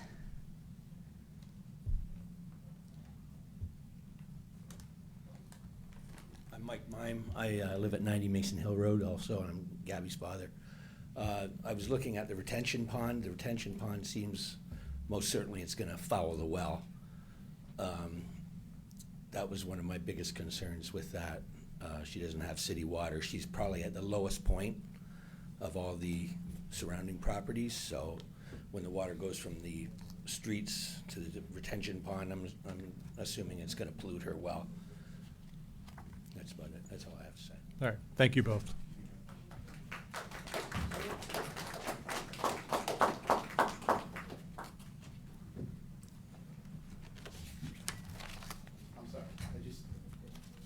So let's say it does go forward. Name and address again, please. I'm sorry, Doug Sanford, 67 Pineville Road. Let's say it does go forward and our wells do get polluted. Who does that go back on? Because I don't think city water is even an option for me. I'm the top of the hill. So what happens? Like, say he does get to move forward because it meets regulations or whatever, and all of a sudden my water tests bad out of a well that we've had for 15 years. What am I doing with that house with no well? Who does that fall back on? Because it's good now. I mean, we can have it tested. If you guys move forward, well, you know, who is it? Is it my problem? Is it his problem? Where does that go? I'm definitely not a lawyer. He is, So, isn't he? Is he the town attorney? He is town attorney, and my Any idea, like town attorney can educated jump. guess? The only answer I have, again, it's like any other development, any commercial development, any industrial development next to any other property, right? It's a matter of, again, finding out who caused what issue and when it happened. Again, as far as a development standpoint, we don't control that. Again, the wells are controlled by NDDH. This is a private water supply. I mean, the city water supply for this, so. But Again, the- any other the salt he's gonna put environmental. down and everything else is gonna Any go other right into the environmental ground. contamination would be subject to, again, from a legal standpoint, I'm not speaking legal, but it's like any other environmental contamination on any other development. You've got to prove cause. So we don't control that, I'm sorry. So, and we can't put anything in approval that stipulates that either. So he could destroy every well in the area. I think there's more than just her and I that still have wells, and that's on us. So, again, you'd have to prove cause that he All right, so caused. the answer to the question is it's on me. If I can't prove that he did it, it's on us. I'm just giving you what we control, what we don't control, so.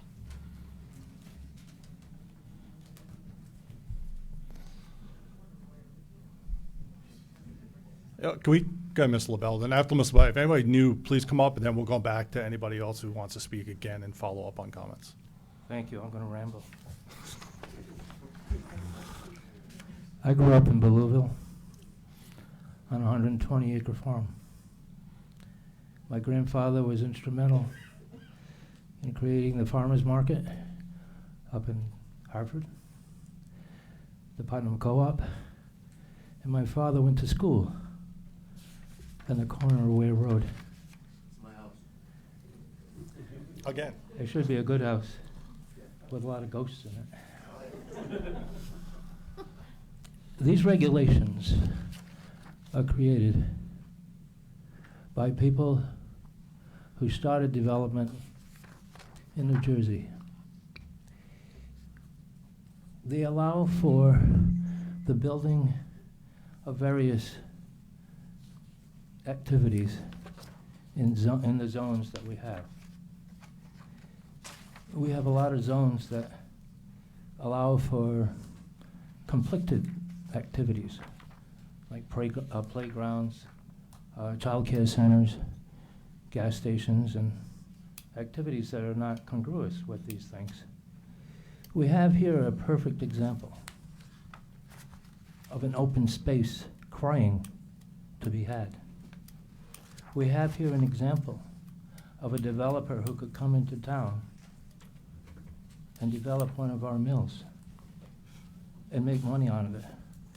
Take this land and donate it to the town for an open space. That's the opportunity here. Not to destroy these people's homes and the quietness. I used to go out, just a little bit more. I'm about to cut I you used short. to Keep it to the application. I used to go sit in a tree in the middle of our farm. It was so peaceful you could hear the blood running through your veins. Let's not forget that in Killingly, and especially in Belleville and Pineville. Thanks, sir.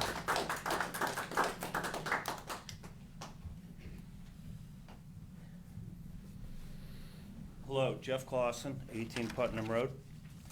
I agree with most of the points that were here. I moved up here and I bought a historic property around the corner, and I put a lot of heart and soul. I've been trying to put it back to what it was. I've been trying to save the history of what's here. It's one of the things that attracted me to this town. Most of the points that are here I agree with. I guess one of the things that really I see that's a problem is I think this is going to negatively affect the cost and the values of the houses around there. If you were to do housing, people take pride in their homes, usually keep them up, and then you end up with a value that goes up. But when you put rentals in there, you have transient people that come in and out of there. I guess my question would be, is there any state funding, any federal funding involved in this, just private funding? Right. I mean, if this was a home for vets and you were selling them homes or doing mortgages, I'd be all for it. But just, I've seen a lot of these rental properties just go to Section 8, and they just become a problem on the society. They tax the town, from the police force to the fire department to the municipalities. And I agree also that that area is a very restricted area to get through. So I think everybody touched on mostly everything here.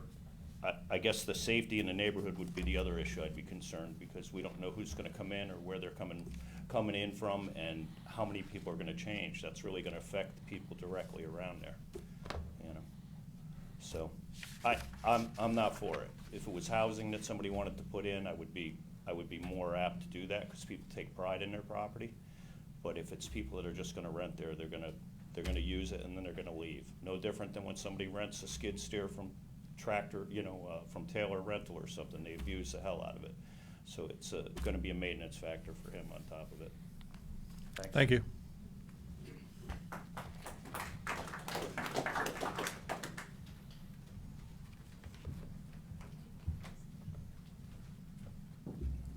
Good evening. My name is Craig Keegan. I just recently purchased the property at 36 Ware Road. I grew up in Burville, Rhode Island, another small, rural, peaceful community. What attracted me to this house was the privacy and the peacefulness of the backyard. This development is going to be right in my backyard, so I would have never purchased this property if it was there. And I agree with everyone else's points.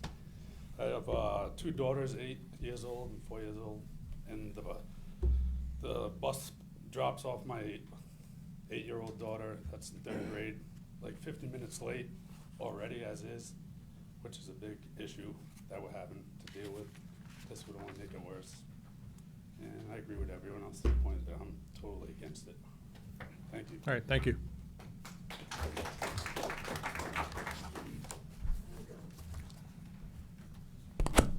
Sorry. Hi, everybody. I'm Patty Clausen. I live at 18 Putnam Road. I didn't want to move here. But you're all my neighbors. I've never met you. Hi. You're all wonderful people. Thank you. You did mention, sir, that you grew up in this town. Would you want this in your backyard? I wouldn't even go to it. That's funny. You live in Pomfret now, and Pomfret doesn't allow anything like this. Surrounding towns wouldn't allow things like this. From what I see, I'm not from here. I'm from the shore. These were beautiful little villages created around a mill with a church, which are just charming, and these little adorable homes surrounded by farmland. Historically, you're right, there were Native Americans. I've done extensive historical background on our property and the surrounding properties. There were Native Americans that would go down to the river, documented. I have some of that documentation. You would probably need to do something about that and make sure that that's not tribal land or something more important. I love where I live. I loved meeting you all tonight. And I'm against this project so much. It's a beautiful, tiny little hamlet where all these stupid roads come together, and sometimes I feel like I'm gonna get in an accident. I do. I'm sorry. But there's ice, there's snow, there's people that don't stop at the stop signs already. It's so congested and it's so unsafe. And I can't imagine many, many more cars there. I can't imagine many, many more people, children walking on the street. What about their safety? And one more thing, if you're gonna put low-income families in an area, why make them desolate? It's like we're so rural out there. Why wouldn't you make it closer to schools, shops, their doctor? I don't understand why it's in the middle of nowhere. So I'm glad that you had some connection to the property, but it doesn't seem like you're emotionally vested at all. And we are. And we love where we live. And we're extremely against this, as am I. Thank you. Thank you.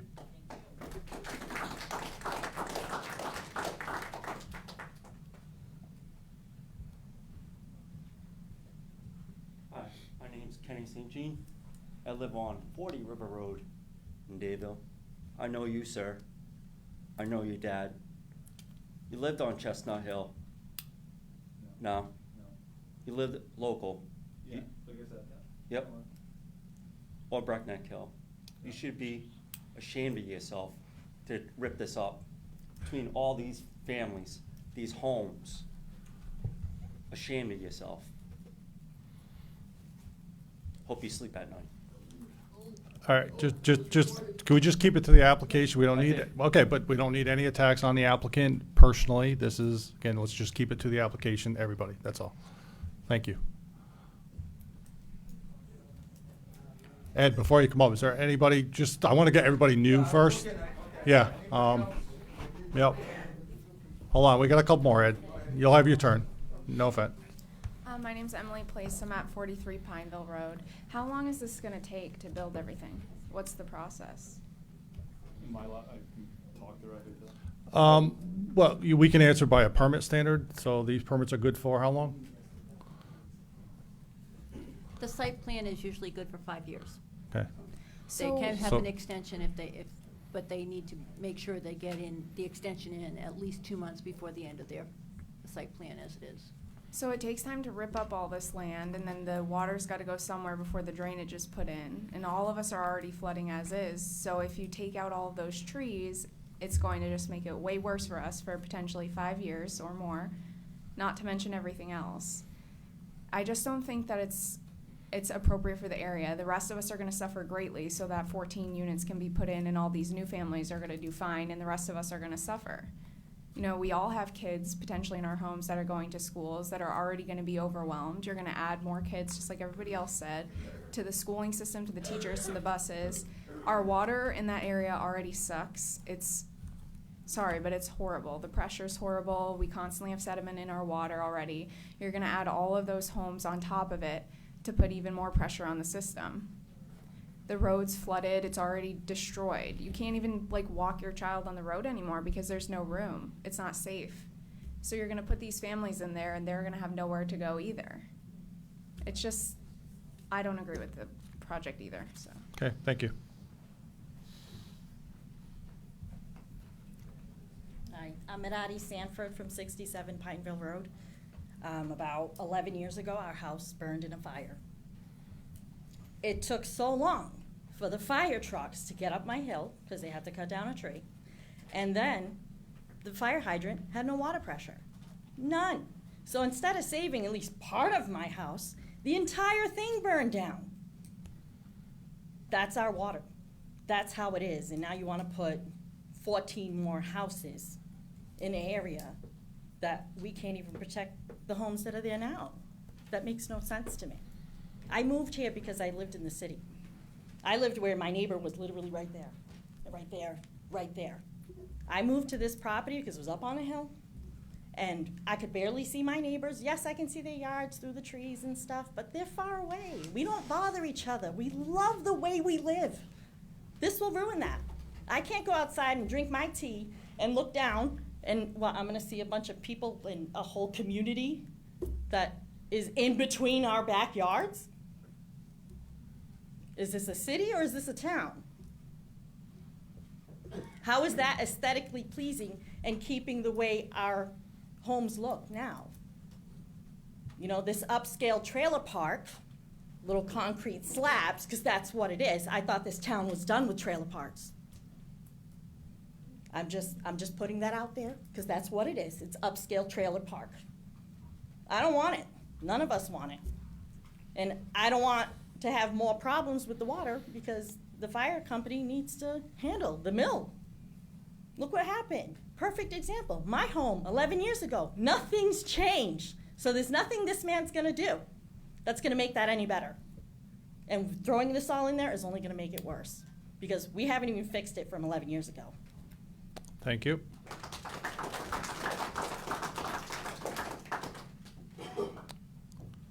Anybody else? New, sorry. John Sullivan, 39 Pineville Road. I would like to bring up the point of the Lorax. once we chop these trees down, that's it. They don't come back. There's no regulations or any standards protecting the trees, so I just wanted to come up here and save the trees if we can. Thank you.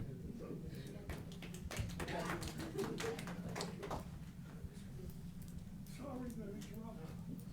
I really admire these people coming forward and try to impact the situation. You know, my situation is this, okay? These guys came into town, okay, they borrowed some money, and they wanna change the neighborhood. Not only change the neighborhood from where we're trying to save these historic structures, but they're on my land, okay? Mr. Weiss, this application.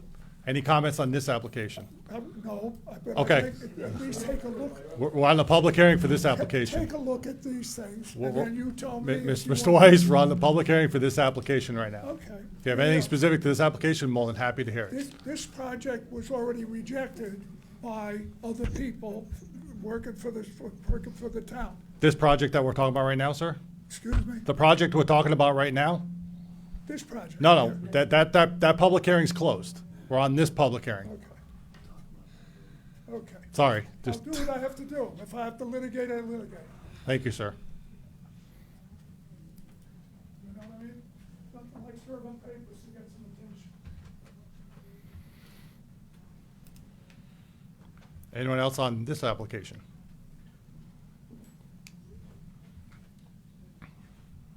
Good evening. Troy Phillips, 79 Ware Road. Been in the fire service 30 years, was in the fire service 30 years. So I agree with a lot of the stuff that was said about the access and stuff like that. One quick thing about the cistern, the town or the fire district, nobody should be taking responsibility for that other than the owner of the property. That doesn't excite me at all. To me, it just looks like if it was anything other than rental properties, I'd probably be thinking about it, but being rental properties, I just don't think it's right for the town. I think it's gonna put a lot of burden on that area of the town. And like you said, people who are renting, they don't put it in the same love of their property as the people do in their houses. It just doesn't happen. There's gonna be a lot of extra kids in the school, so I just wanna say I'm not in favor of the project. Thank you.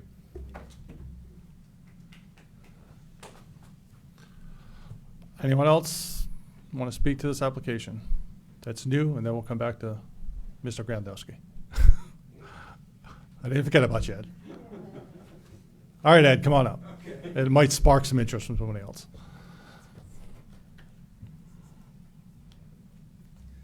Ed Grandelsky, Upper Maple Street. Well, one other issue, this is a private development. The road is very narrow, but bus issues. Buses are not supposed to go on a private road. But if someone has a child with special needs, now the bus has to go up on the private road. And depending what kind of a bus is available.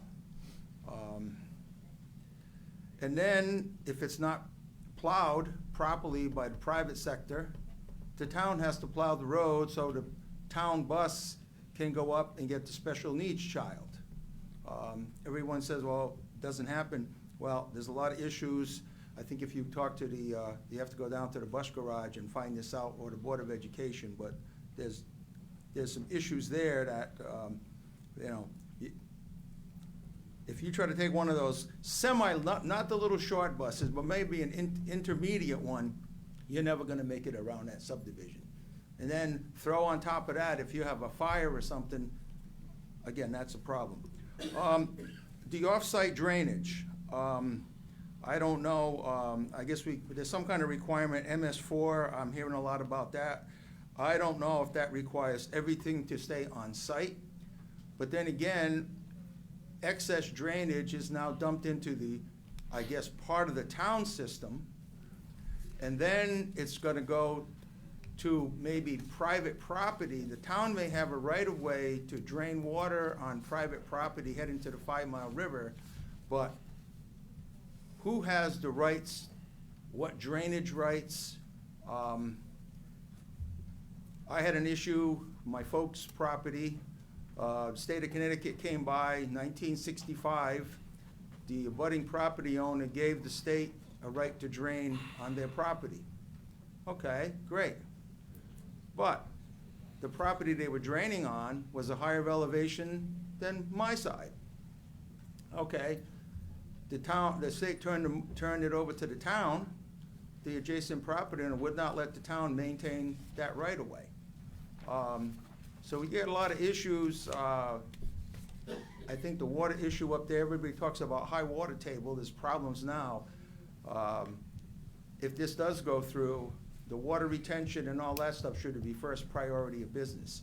And then who has the rights, how many gallons or whatever of flow can go onto the property and across the road. Then the water service, people are talking about how bad the water is. Well, are there gonna be hydrants to support this place, or is gonna be a small little pipe maybe for drinking water? If there is a hydrant or something, there should be a flow rating, a capacity rating, or something, so that everybody knows what is going on. I keep hearing with a couple of fires, there was a fire last year about this time on Route 21, the guy lost his house.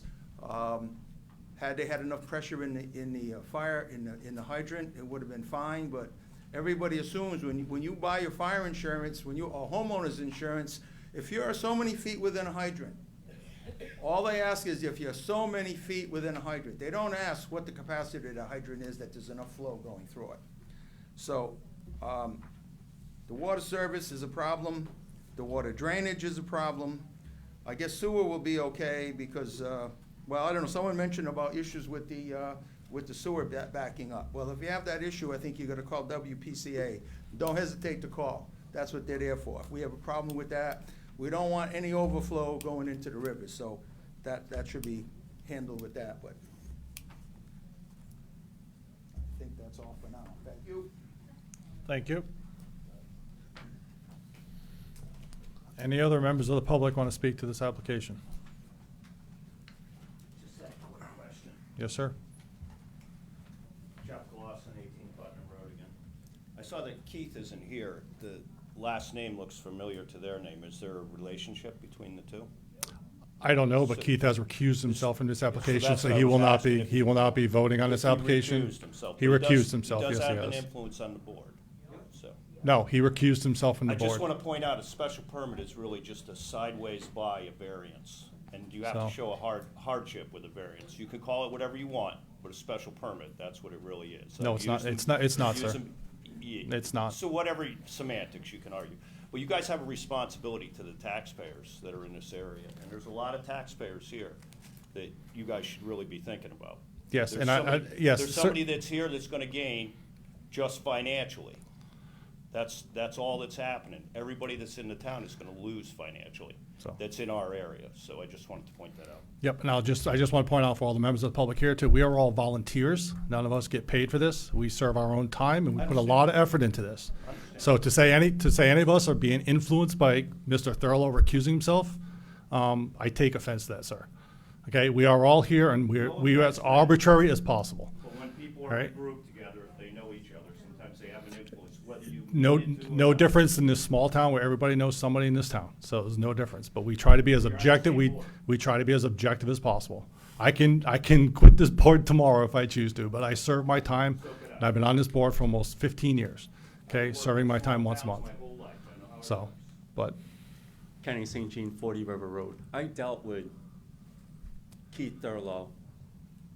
I dealt with Tom Thurlow. I dealt with Linda.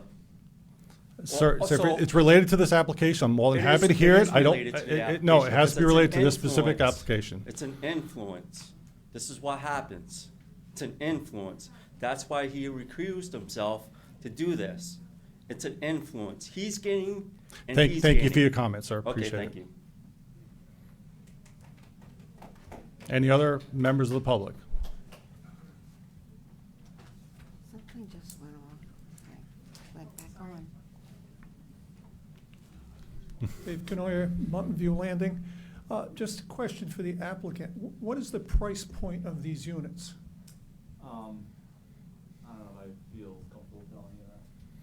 mean, there is. Yeah, market value. It's market value. I don't even, I'm gonna try to get as much Okay. as I can. In the current market, and I have history in real estate also, in the current market, rents are hot. Okay, what's the market gonna be when this project is done? If the rental prices go down and you don't get the flow, you don't get the cash flow, and maintenance costs increase, what's gonna happen? You know, are we gonna have a project on our hands very similar to what's in Rogers? You know, and if you go into Rogers and you look at that low-income housing, you'll see, you know, it looks really ratty. I don't know these people, okay? I've lived in the area, I've lived on North Road, now I live off of Valley Road. But I've been here my whole life, and I love this rural atmosphere. They've all got legitimate concerns, and it's not dollars and cents, it's a lifestyle. So I think the town really has to respect that. And quite frankly, a lot of the stuff we've heard and we've looked at on the paper seems kind of, you know, vague and, you know, first step forward, I guess you could call it. There's got to be a hell of a lot of refinement here. And a lot of questions still remain unanswered. So I'll throw my hat in the ring with all these folks. I'm totally against this project unless a lot more work is put into it and a lot of understanding about the water flow, the quality of the water, the quality of the pipes, the fire situation, traffic control, and lighting. One thing that was never addressed, you know, and we, in our condo association, we explored the temporary lighting with solar cells.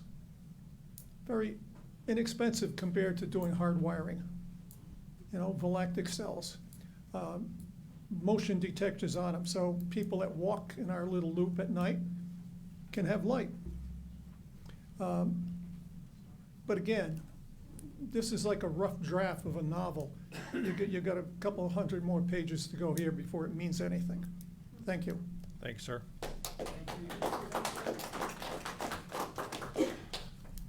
Any other members of the public?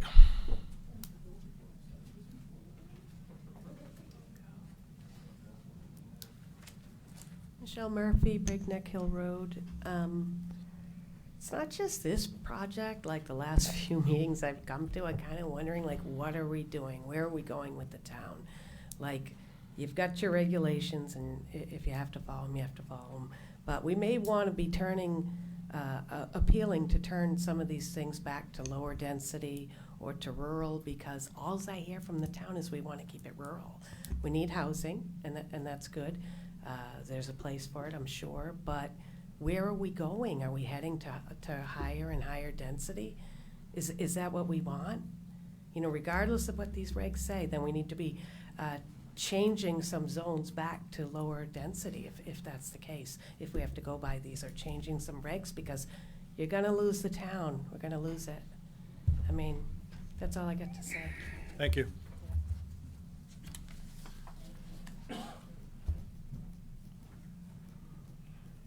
I'm going to start aggregating your time, Mr. Grandelski. One quick follow-up, Ed Grandelski, Upper Maple Street. I'm hearing a lot of people talking about water quality issues and whatnot. There is a rate hearing with Connecticut Water, sponsored by PURA, the Public Utility Regulating Authority. It's in Lebanon. I think it's on the 7th of November. If you have issues, PURA is the place to go. 7th of December, I hope, because otherwise it's already passed. I mean, 7th of December? You said November. Oh, sorry, what, okay. Thank you, thank you. You're welcome. Your time is up. Thank you very much, sir. So if you want to call the town manager's office, they can give you when that date is. But if you have issues, PURA is the place to go, because the water system is not under their jurisdiction. Correct. Or please reach out to your town council member and let them know about your issues. So that's okay. I believe we have a few of them in the audience. So one might be my district as well. So, anything else from the applicant? The public at the moment. So, anyone new from the public? No, I'm kidding, man. Feel free. Please at the mic. Thank you. I have a question. Yes, ma'am. So if I wanted get your job, how do I do that? We have two vacancies right now, so please just apply to the town manager's office. You'll be interviewed by the town council, there's 3 of them in this audience, and you'll be sitting in that chair over there. I would love to. Thank you Yes, so much. feel free. And if you want this job, I'm more than happy to give it to you. Yes, you can apply right now, I'm sure they'll take your Though, name. excuse me, you don't get appointed as chair. We appoint the chair. And that's not me. I see. No, but you're more So than, I don't want your job exactly.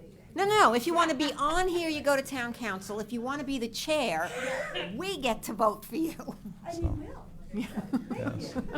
Trust me, we'll be more than happy to give it up. She would also have a vote. Well, as an alternate If she member, was- yes. if she was an Okay, alternate, well, moving on, she moving would on, have a vote. moving on. All right. Applicant, would you like to respond to any comments? Is there any information you'd like to share additional? I've heard a few comments of it being lower income. It's not meant to be low income or affordable housing. Meant to be a nice development. I'm not trying to be a villain. I'm just trying to use my property to its fullest potential within the regulations. I didn't dream this up. It's based on the town regulations. As far as screening to the adjacent properties, I'd be glad to put in more screening, fencing. You know, I don't want to upset my neighbors. I know you guys don't believe it, but It's too late. yeah. Well, I own the property. Okay, please just, go ahead, sir. So I could add more to appease the commission and fellow neighbors. As far as the cistern size, like I said, we based it out in the fire marshal, we could make it bigger. And then there is no hydrant proposed for this, or at the end of the, on Pineville Road, I think because of the lack of pressure.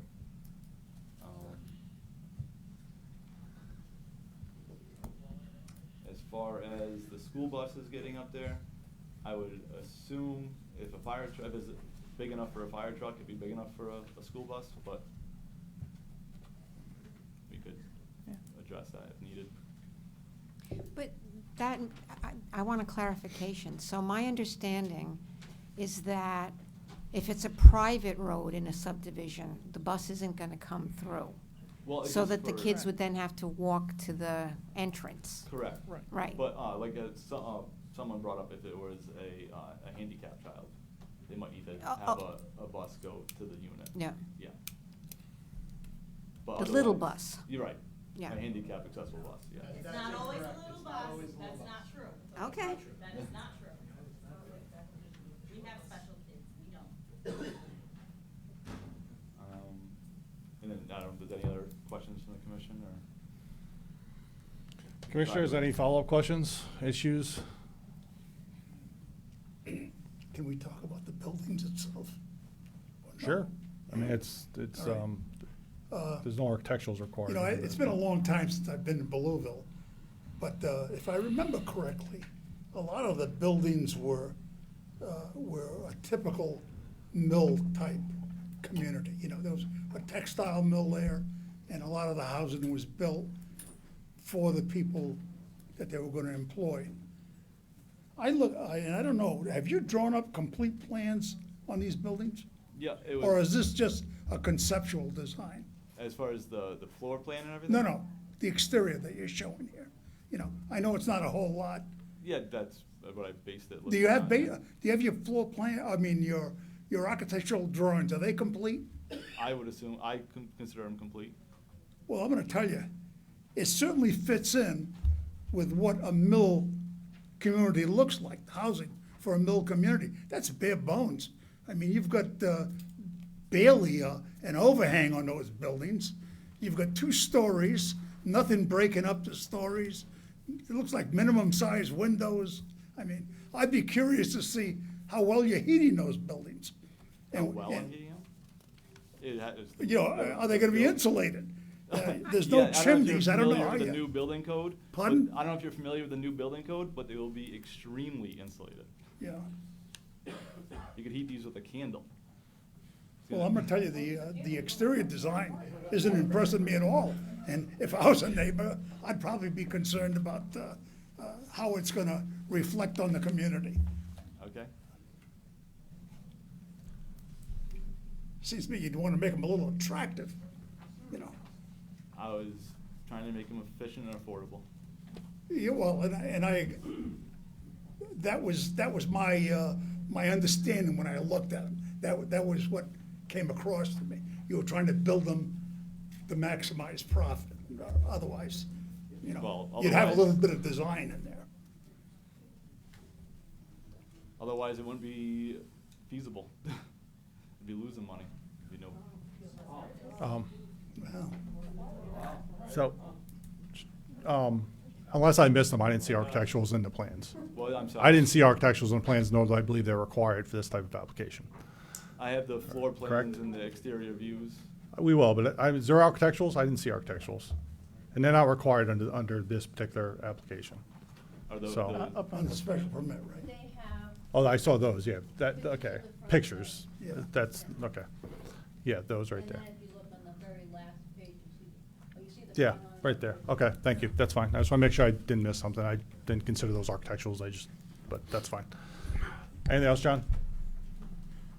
Well, that along with, you know, and I guess the town has signed off on it, the engineering department, and as far as water is concerned and all that, but it sounds like there's some serious problems up there.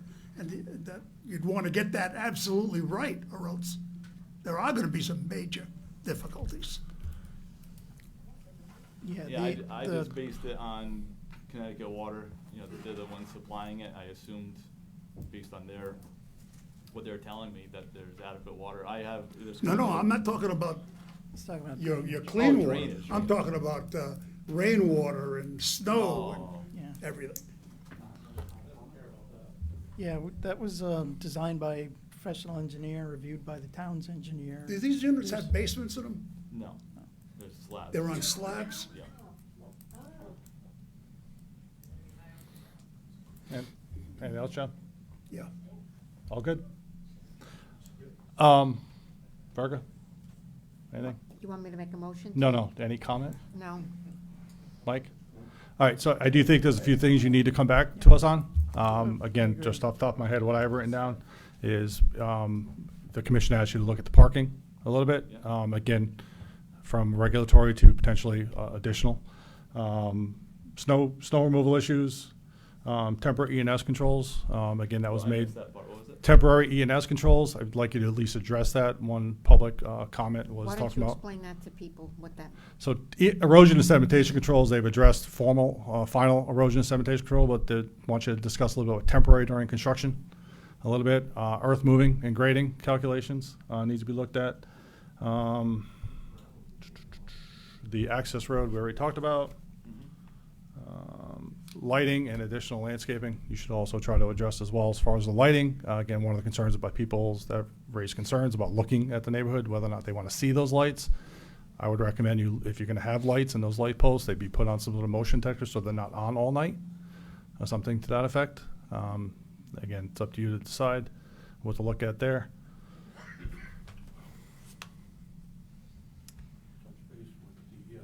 And we already talked about the fire marshal issue. The fire marshal / fire department, you know, at least we need something that says they looked at it, and I did not see it on here.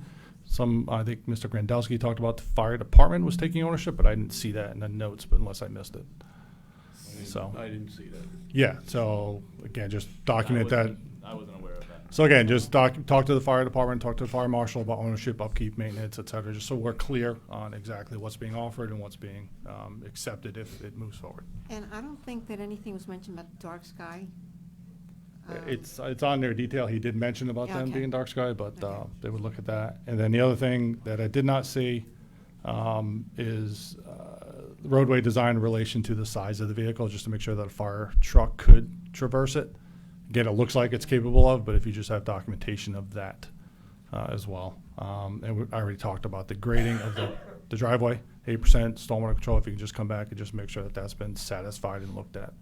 Because that's a big concern in the neighborhood regarding drainage, potentially flooding on Pineville Road. So we want to be ensure that all water, if this does go forward, is captured by any drainage coming off of that very steep driveway. Brian? Yes. There was one thing, I don't think it was brought up about, if the kids are gonna walk to the end of, or up to Pine Hill Road, you know, we should have a shelter or make sure that it's wide enough.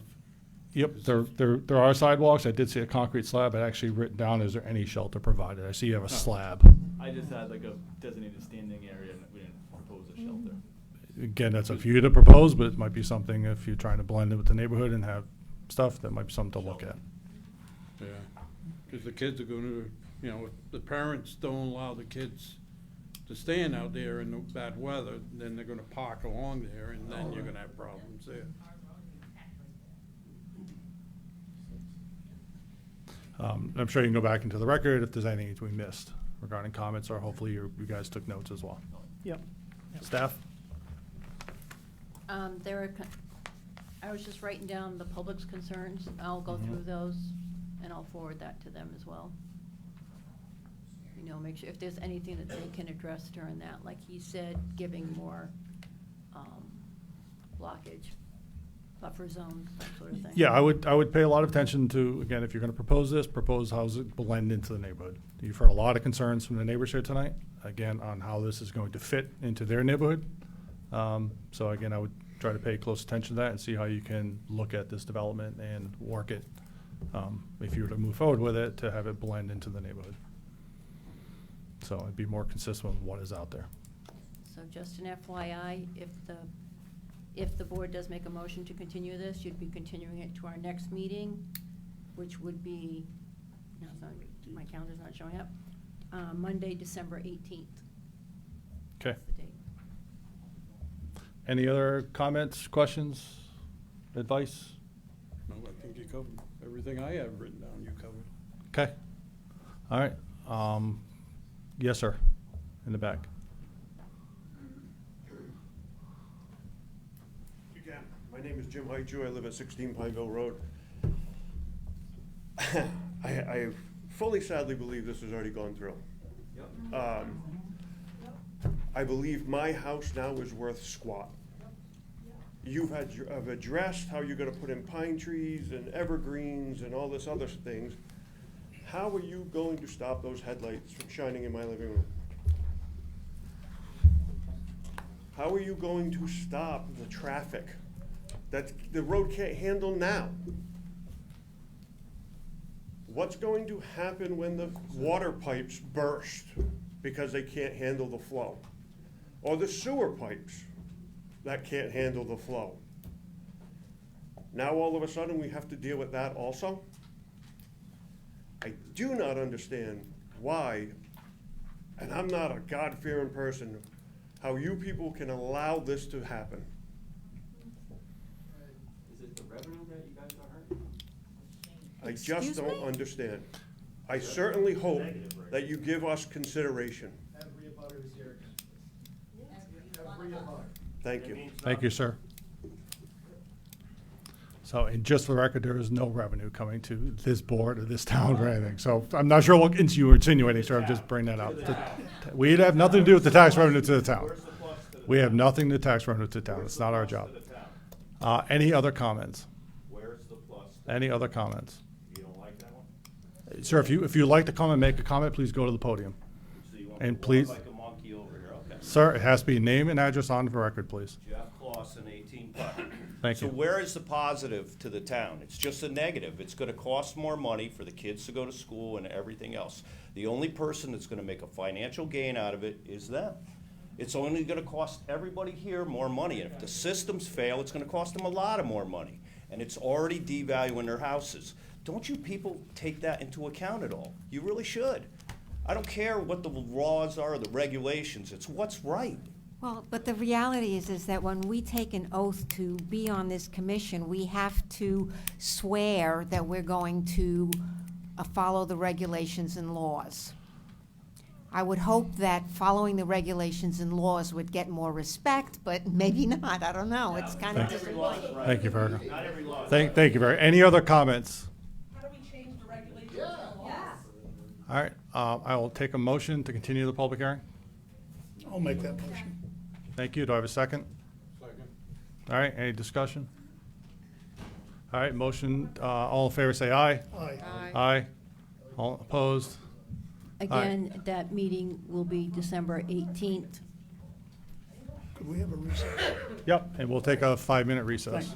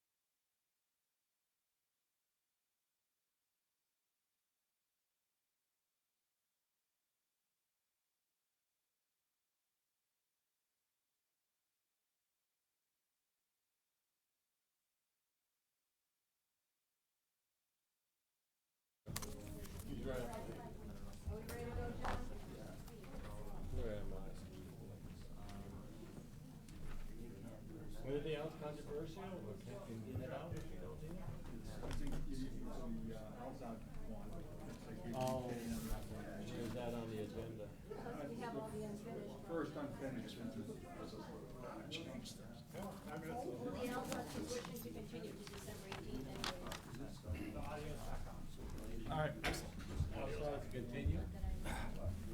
All right. Okay, text change, zone text change, application 22-1300, Town of Kelly Planning and Zoning Commission. Complete update and revision of section 436 Business Park District of Town of Kelly zoning regulations, including a proposed use table. Go ahead and lead us through this, Okay. Anne Marie, please. First off, all right, well, we'll just go through it. We had, some landowners of the business park had come before us about a year and a half ago with a revision, and then the board decided to, look at the whole, business park. We went through it, we had numerous meetings over the past year. This is our final revision that you have in your packets. And then you have a clean table for the proposed use table. That would be at the beginning. So the board, the commission should be well aware of all the language and the wording. In your packets, there were 3 letters that were considering changes to the zoning regulations, and they were in support of it. There was a 4th letter that I put in front of everybody's chair. I'll read who they're from. Sarah Clark was on behalf of the Clary family. Hers is dated November 20th, 2023. She's in support of it. Then we had a Michael DuPont, who is an owner of some of the property in the zone. He is also in support of it. Then we had an email from Lawrence Melander, Ellen Roche, Rebecca Robbins, and Amy Donovan. They're family members that own property on Westcott Road, and they are in support of it.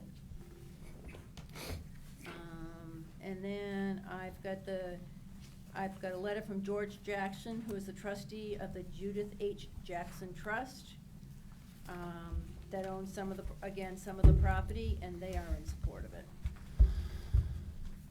So you've got 4 letters of support. You've worked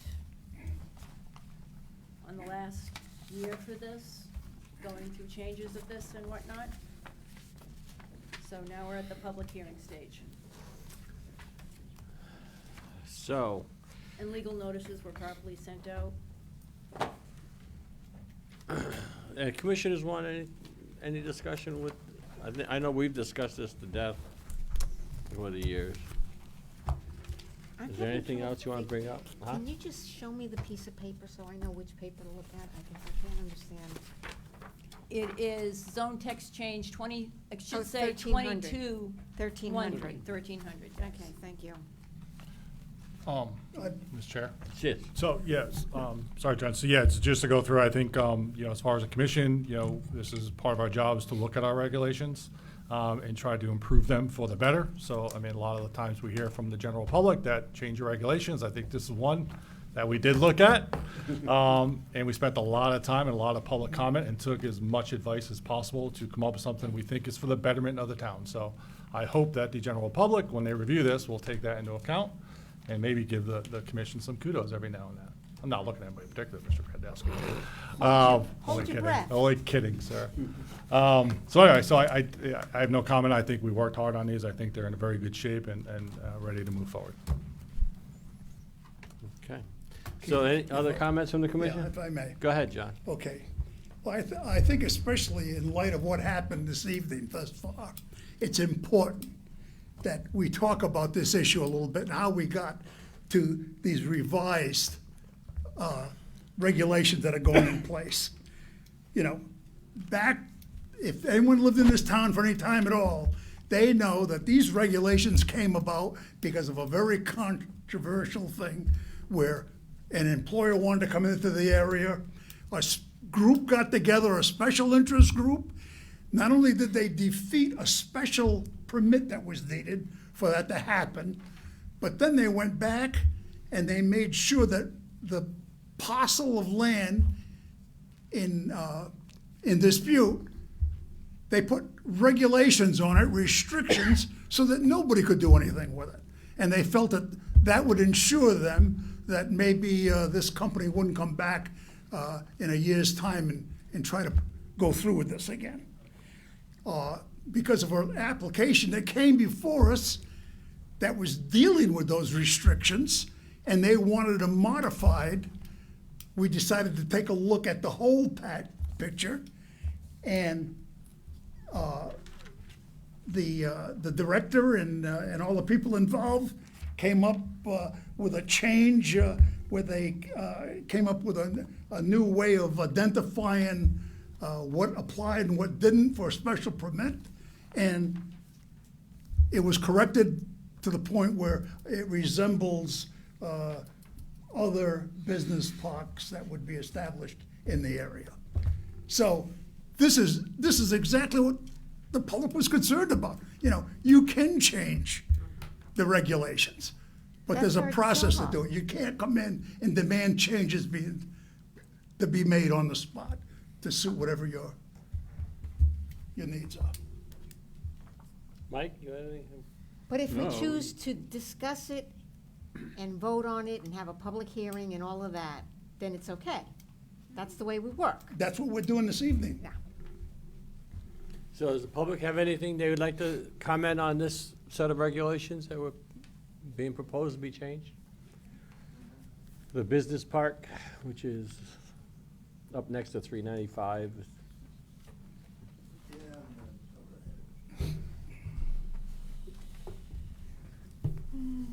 John LaBelle, 57 Island Road, Dayville, Connecticut.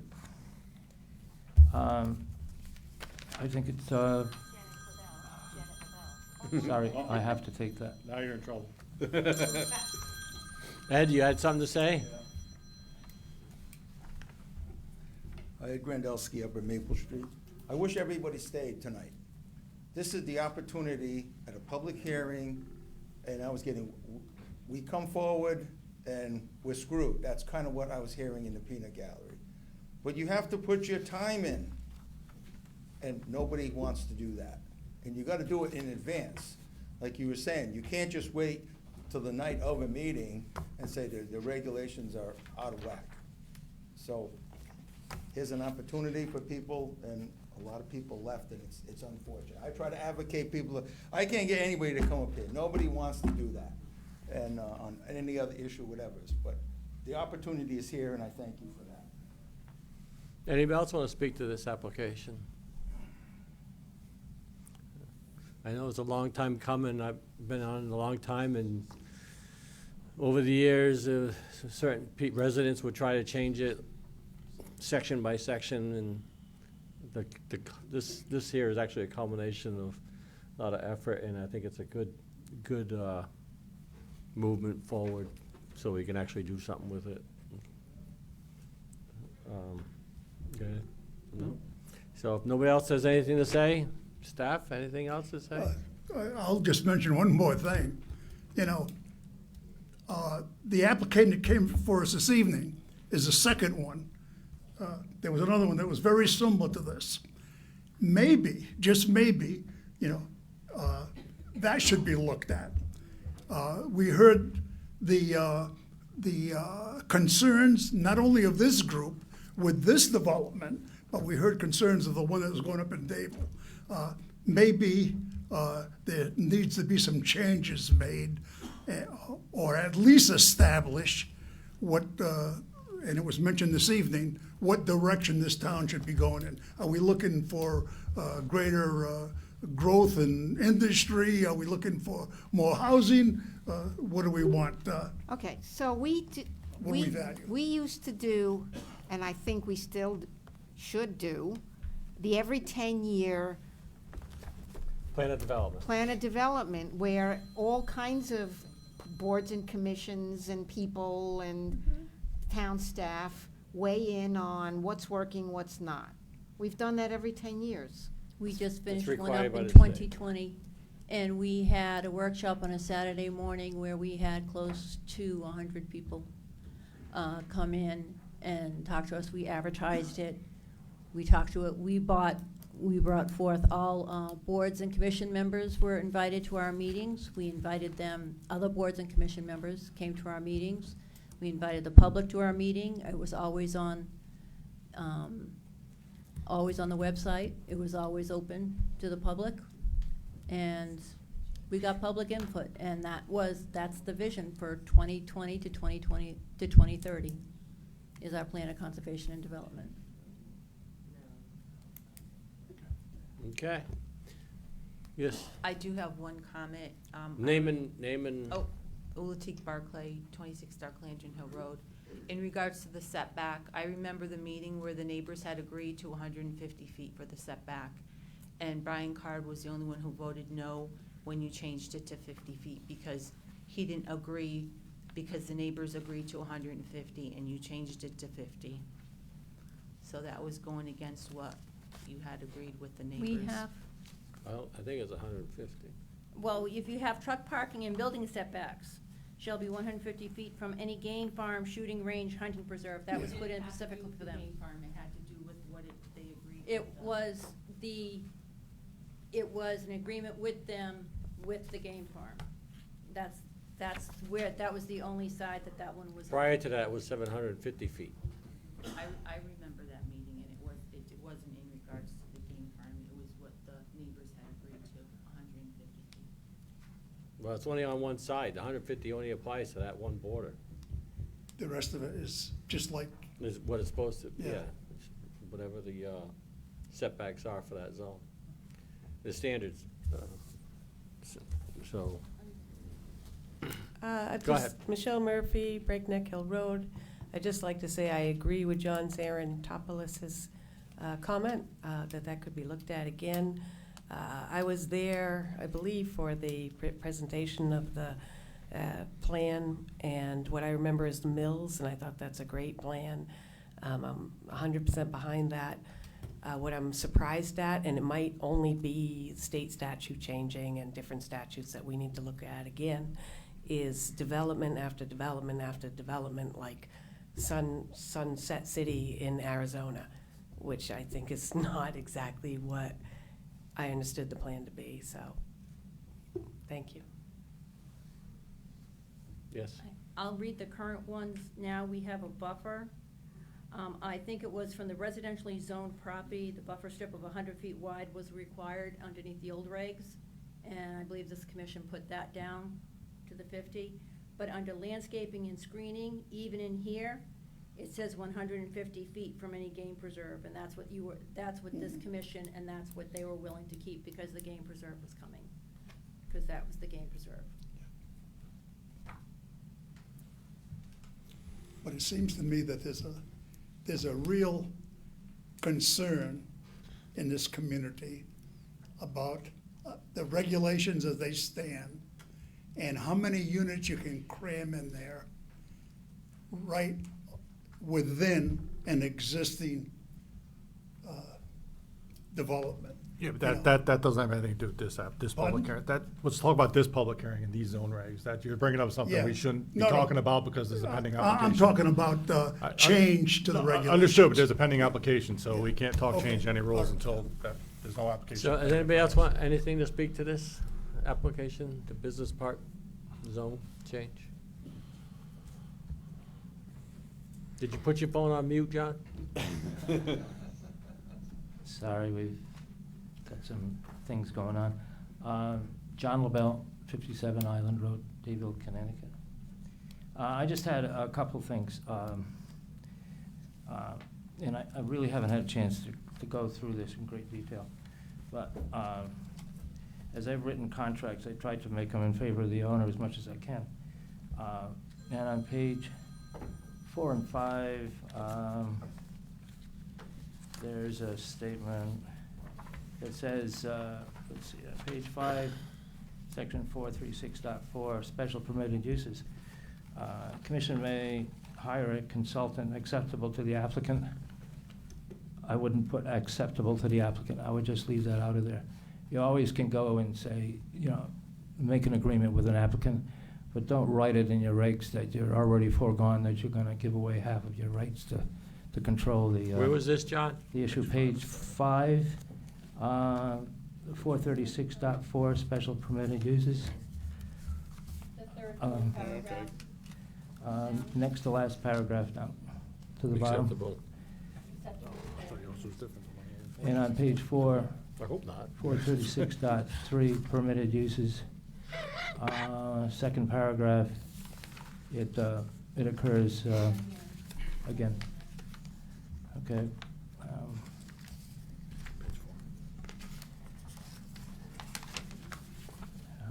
There was one other thing, but I think I lost it in the phone call.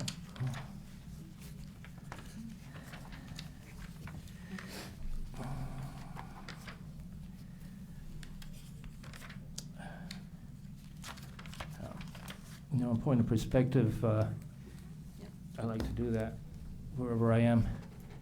We've had one death in our family this week, and yesterday, a brain surgery over a brain bleed. You know, but by the grace of God, we all go. Let's be fair and treat each other with respect. Thank you.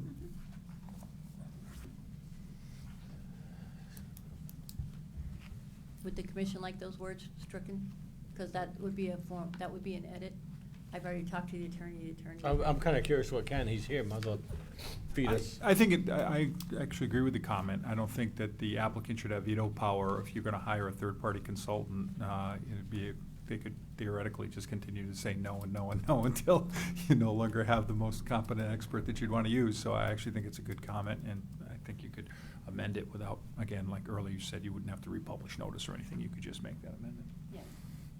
Well, I Well, you- advertise it that you way. guys, so that it John, can be done. what do you think?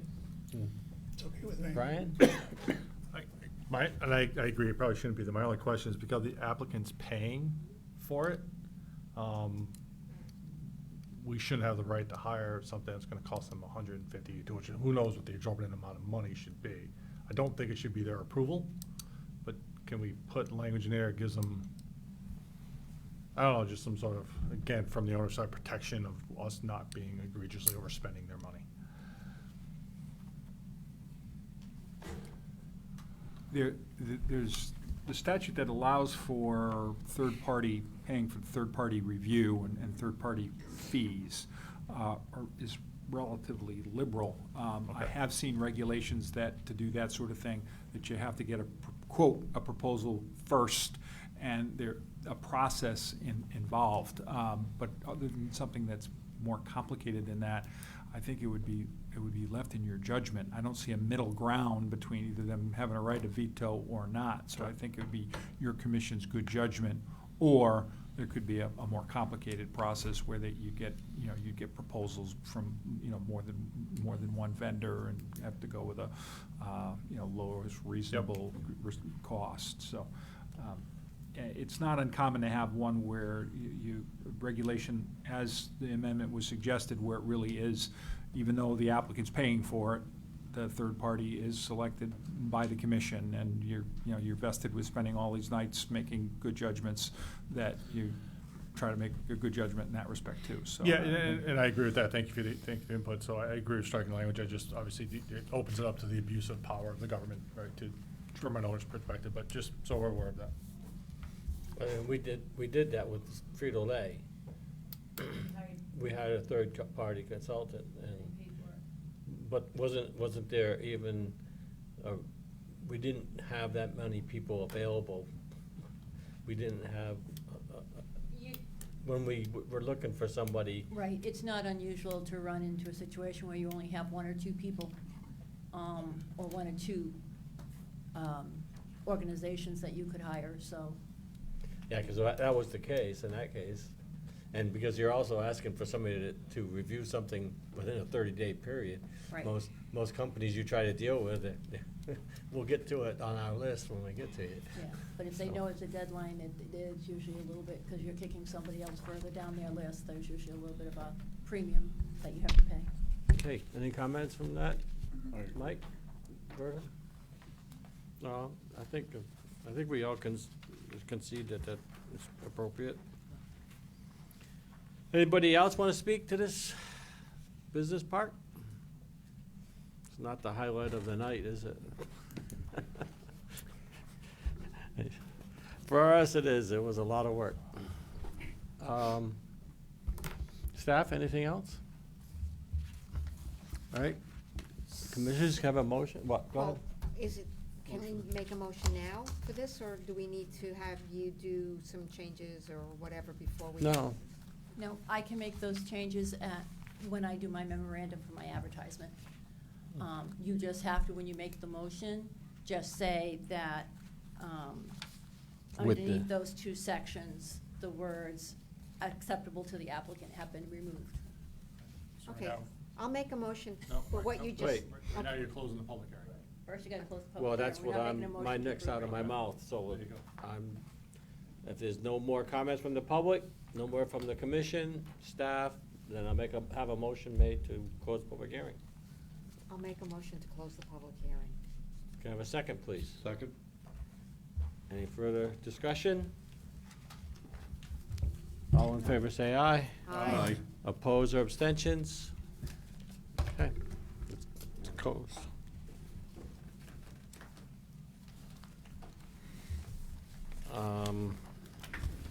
Next on the agenda. Unfinished business, subdivision application 231319, Kathy A. Hess, Bruce and Brenda Weeks, landowners, 2 Weeks Lane, JS map 108, lot 30.1, 1.06 acres, Alzad Overlay District, to subdivide lot 30.1 into 2 parcels. Also, a lot line adjustment between lot 30 and 30.1 will be necessary to create a conforming lot. Continued from September 18th and October 16th. Can I just make one notice? Ms. Hess did send me an email saying that she's just asking you to reschedule the above matter to December 18th, the planning and zoning meeting, as the response from your attorney was just provided to my attorney. Need to allow him time to look at the response and advise. Thank you for your time and attention, Kathy Hess. Does not mean that you cannot hear what our attorney stated in his opinion, but she would like to respond to it. Okay, so that when she comes here, it would be helpful to me if you wrote a synopsis of what your position is tonight, so that then it can come on piece of paper. Oh, it's in the packet. It's in the packet. Okay, well, I'm, right, I've been looking through pieces of paper here, and it's just like, okay, No, it's in there. okay. Would you like me to summarize, Mr. Chairman? or- Yes, go ahead, sure. Your Alzad regulations for Alexander Lake are very thoughtfully done in that it's like a lot of places where cottages are built around lakes. They're all often built on very small lots, or, a density that doesn't match the density of the zone. So your regs established an overlay zone that without it, any one of the cottage owners, I'm calling them cottage, but they could be different, instructions about calling them a cottage. If somebody wanted to add a room on, or put a deck on, or virtually do anything, they'd have to try to get a variance, which they probably wouldn't be entitled to, because it would be expanding a non-conforming use. So your overlay regs basically acknowledge that these buildings exist, and that you're going to allow them to be, they're defined, there's lease structures are defined in there, but basically the buildings, even though they're non-conforming under the underlying zone, which would require a much larger lot size, you're able to make some improvements on that. And there's a provision in there that says that you can build on, under certain circumstances, if it's 3,000 square feet in size. And apparently, there's a well that's located off the site of one of these lots and onto the other. And based on that 3,000-foot provision, I think the applicant believed that they'd be able to take some land from one of the other parcels in order to create a new building lot altogether. And in my opinion, that's not permitted. That there, in addition to the fact that it would make, the 2 lots are already not conforming under the existing zoning. But one thing I actually don't highlight in my opinion that, when I've been sitting here tonight, I probably should have pointed it out also, and I'll get the email address and augment so that when the applicant submits it to her attorney, she has this as well. There's a section that allows for the building of new principal structures. Because basically this is to protect all these existing structures. But the only time you could do that is if there isn't a the lease track has to be 3,000. There is no other principal building or structure on the lease track. Now, in both of these instances, one of them has multiple dwellings on it already, and the other one has a dwelling. So to create this new lot wouldn't be permissible under that section because it's part of a parcel that already contains an undersized lot. I mean, in a perfect world, all these things are going to become the same size as the underlying zone. But in the meanwhile, the overlay district protects these existing houses and allows them to be constructed, but it doesn't let you just take 3,000-foot tracks and create them into new building lots, in my opinion. And I will certainly, if their attorney, reaches out to me directly, we could have a dialogue, but I think it's also possible, outlandish chance that the lawyer agrees with me, and then this will get withdrawn, and then you won't have to deal with it at all. And they could handle, I suggest, it's not a zoning matter, it's not my matter, but there might be other methods that they could deal with the issue of the well through an easement or something of that nature, so that that'll take care of that issue without the actual conveyance of land from one tract to another. Okay. John? No, I'm okay. Okay, so we just need to continue that? So you A want a motion to continue. I make a motion to continue. Have a second? Second. Second by Michael. Verga makes the motion. Any further discussion? All in favor say aye. Aye. Opposed or abstentions? No. Okay, special permit application number 23-1314 CBD Killenly LLC, Dominic Camarado. 536, 542, 555, 552 Hartford Pike. GIS map 114, lot 39, lot 40, and lot 41 for construction of a 12,580 square foot building, plus or minus, with drive-through and associated site improvements, section 700, special permit 470. Can I have a motion, please? I'll make a motion to approve application 23-1314 with the two conditions. One is that the Connecticut DOT approval be submitted to the town prior to construction. If any improvements are noted on there, those get completed by the applicant. And the second is not a condition, but it's part of the approval, waiving the parking in front of the building, given the configuration of the land and the layout of the building, under that particular section of our rules. Do we have a second? Second. Second by Verga. Any further discussion?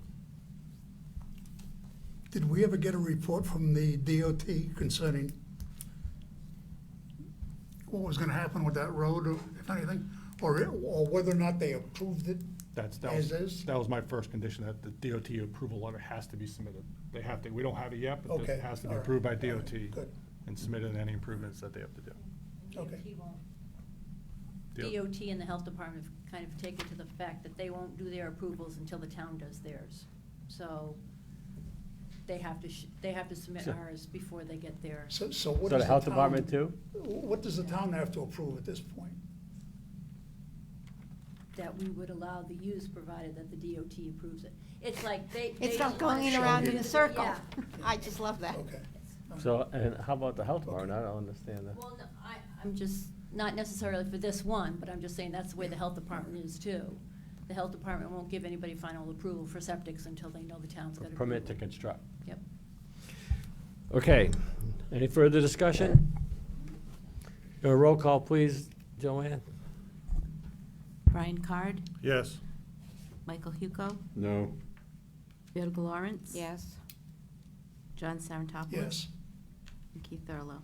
I'm going to abstain because I was absent in the last meeting. So we have 3-1. 3-1. 3-1-1.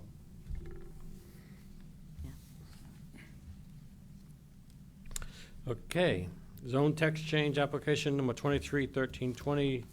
Jamin Patel requests a zone text change that would allow a redemption center as an allowed permitted use in the Borough of Danielson's Central Business District. Can I have a motion, please?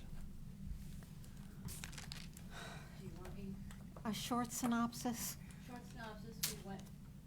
Short synopsis, we did a new definition. The definition of a redemption center means any facility established to redeem empty beverage containers from consumers or to collect and sort empty beverage containers from dealers and to prepare such containers for redemption by the appropriate distributors. And also Brian had suggested that it go from an allowed use to a special permitted use. So it'd be a special permitted use in the borough central business. But in the rest of town, it's, That, Not a- that- wouldn't just be be in allowed. that one area. okay. So it'd be a special permitted use in the borough central district, central business district. Okay, so we've all worked it out and thought it, and so I'm going to make a motion to approve. I'll second it. With those conditions, right? Okay. Any further discussion? Roll call, please. Michael Huco, Yes. Edgar Lawrence. Yes. John Sarantopoulos. Yes. Brian Card, Yes. Keith Thurlow. Present, oh, yes. Sorry. Motion carries unanimously. Okay, zone map change, application 231321. Christine McGannon and John DeLuca and Jeff Helcott. This one is tabled, right? No. No? Oh, no, this is, okay. 543 Warrigan Road, GIS map 262, lot 20, 2.1 acres, light industrial, request to change zone district from light industrial to back to general commercial. Can I have a motion, please? I'll make the motion What was the motion? to, allow for Approve? the- Approve? To approve Yeah. all those You never said words. approve or Oh, okay, disapprove. I'm sorry. All right. I'll second. All right, John makes a motion to approve, Berger makes a, seconds it. Any further discussion? I have a question. Sir? Did we know that, he had notified anybody that, they weren't gonna, turn that into a welding facility? Ask Anne Marie, I'm not. We got a big hint when we saw the for sale sign up in front of the building. Okay. A clue? Okay. Just want to make sure we have it right. Do we need to, I assume we need to just state our reasons why, because it's a zone map change, Right, and a time, right? So, and a date, time. What's the date and time? I always put that down for your next meeting, which will be December 18th at 12:01 a.m. I thought that was down. That's on the next one. Didn't you have that on your, That's on, Put it on my new report, Yeah. in the papers, yeah. okay. if you approve it for December 18th at 12:01 a.m. So just for the record, I mean, I don't know if it needs to be with condition, I mean, with the motion, but I mean, the conditions are, again, this is, oh Christ, what is it? It's next to, I'm trying to think of the big word. It's next to other general commercials, we're not creating any spot zoning. It was already general. It was already general commercial prior, and it's consistent with the plan of conservation and development for redevelopment of that area, so. Okay, that's it. Motion with those conditions. For the reasons why. Reasons why. Okay, second. Again, somebody's, you made the motion? I made a motion. Second. You made the second. Second. That was a discussion. Any more discussion? All right. I'm getting older Roll every call, minute. please. I gotta keep up, it's tough. Edgar Lawrence, Yes. John Sarantopoulos. Yes. Brian Card. Yes. Michael Huco, Yes. Keith Thurlow. Yes. Motion carries unanimously. Okay. JPF rentals, I can only assume was This continued? was continued to December 18th. Okay. Zone text change application 22-1300, Town of Killenly, Planning and Zoning Commission, zone text change, complete update and revision of section 436 Business Park District of the Town of Killenly zoning regulations, including a proposed use table. Give a motion, please. Yeah, a motion, please. I'll make a motion to approve the new business park regulations with the two edits that we had under section 436.3 and 436.4 to delete the acceptable to the applicant statement in those two sections. And Second motion. this would be effective, December 18th, 2023 at 12:01 a.m. Okay, John, you said the second? Yes, I did. Any further discussion? None? Roll call, please. John Sarantopoulos. Yes. Brian Card. Yes. Michael Huco, Yes. Edgar Lawrence. Yes. And Keith Thurlow. Yes. Motion carries unanimously. Subdivision application 231323, Passe Development LLC, applicant and owner, 325 Snake Meadow Road, JS map 254, lot 6, 7.31 acres, rural development, 3-lot subdivision. Sir? Good evening. Paul Terwilliger, PC Survey Associates, representing the applicant. This property located 325 Snake Meadow Road. It's at the intersection of Snake Meadow Road and Hubbard Road. Contains 7.3 acres. We're dividing it into 3 lots. We're creating a corner lot at the intersection of Snake Meadow Road and Hubbard Road of 80,000 square feet, just over 80,000 square feet. Another lot further south on Snake Meadow Road, which is just under 2 acres, and a third lot, which is 3.38 acres further down Hubbard Road. It's in the rural development zone. And we're proposing access to the lots with a common 2 of the lots with a common driveway off of Hubbard Road. And the third lot will have its own driveway off of Hubbard Road. It's kind of unique that the right-of-way to the 2 lots that are sharing a driveway is over the third lot due to the location of a brook that crosses Hubbard Road. So all 3 lots are kind of involved with the location of that driveway. We're proposing a use and maintenance agreement between the 3 lots, so they'll share in the upkeep of that driveway, and they'll have overlapping rights to use it. It's been reviewed by the health department, and they approved it for subdivision purposes. It's been before the Wetlands Commission, and they approved it. They had a couple conditions which we've added to the plan. Primarily, no clearing and no removal of stumps between the driveway and where the wetlands are. The open space requirements will be met by a fee in lieu, is what we're proposing. We have an appraisal that was returned. I think it was $77,000 that it was appraised for, so we'll take 10% of that and then divide that by 3, and that will be paid at the time, and each installment will be paid at the time of the sale of each of the lots to the town. It's pretty straightforward in that respect. We do have a dedication to the town of a strip of land along Hubbard Road for any future widening. We came back 25 feet off the center line of the road to establish a new street line there.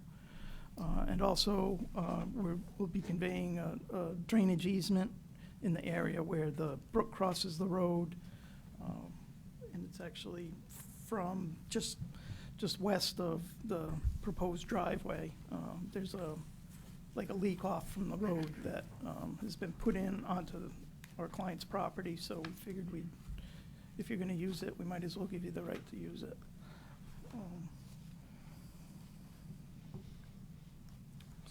So Paul, is Hubbard Road, it says gravel. Yeah, it's a So it's all gravel, it's not paved?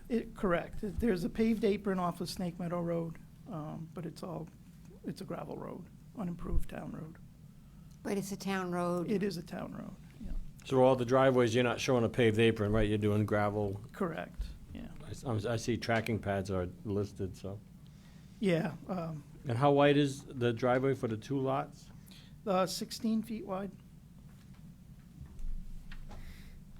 I believe that's what the regulations call for.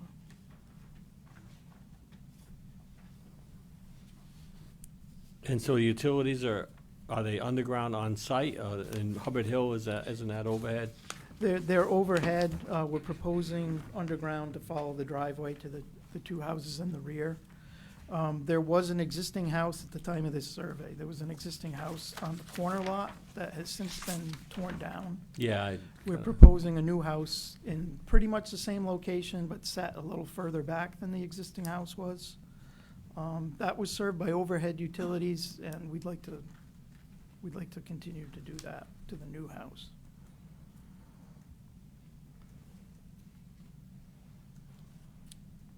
That proposed house is further back than what the existing house was, but it does not meet the 75-foot setback because of the steep slope in the back there. And I believe under zoning, we're allowed to be, we can, as long as we're not more non-conforming than the existing structure, we should be allowed to do that. Anne Marie, have you reviewed the driveway agreement, shared driveway agreement? Oh, good. Yeah, I reviewed it. I didn't run the meets and bounds. I've taken for granted that the surveyor's meets and bounds is accurate, but the language of both the driveway agreement and the deed with easements were both in good form. So that there'd be never a challenge against the two people, but they'll always get along and. You didn't hear me say that. Sure, and there's Santa Claus too.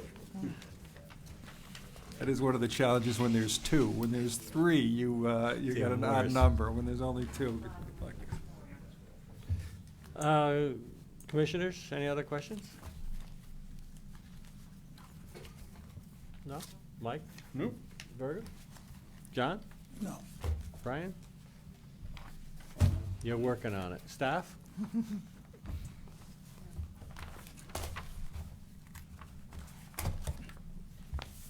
My only question has to do with the comment on the setback, the less non-conforming. If that existing house was raised and demolished and they're moving it back, is that good?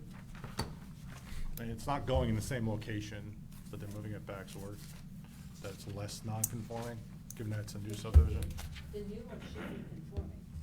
No, it's less non-conforming is the statement. That's what he said, that's why I wanted to double check, so. The setback on the existing, where the existing house was. Yeah, I was told by zoning that because there was an existing house there, that shouldn't be a problem. Who said that?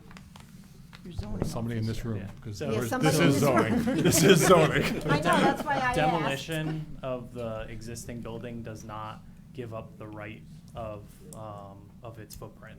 So they're Okay. making it more nearly conforming. And I understand that, but my question, because the house is not going in the same location, it's being shifted back. It's not in the same location, but it's Okay. back further from the road. So typically, our ZBA would not require a variance for something like that. Okay, I just It wanted. does, We have a town it attorney here, so overlaps let's the have him existing, where the give us existing 10 house cents was. worth.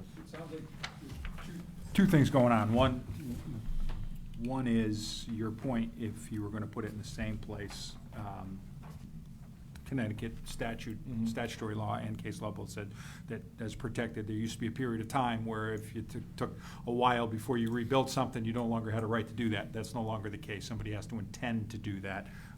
And if there's a proposal, that's perfectly reasonable for the ZBA to take the position and/or the zoning enforcement staff to take the position that if you're going to make it more conforming by pushing it away, we'll let you build the same kind of footprint that you had before. So I think that's appropriate.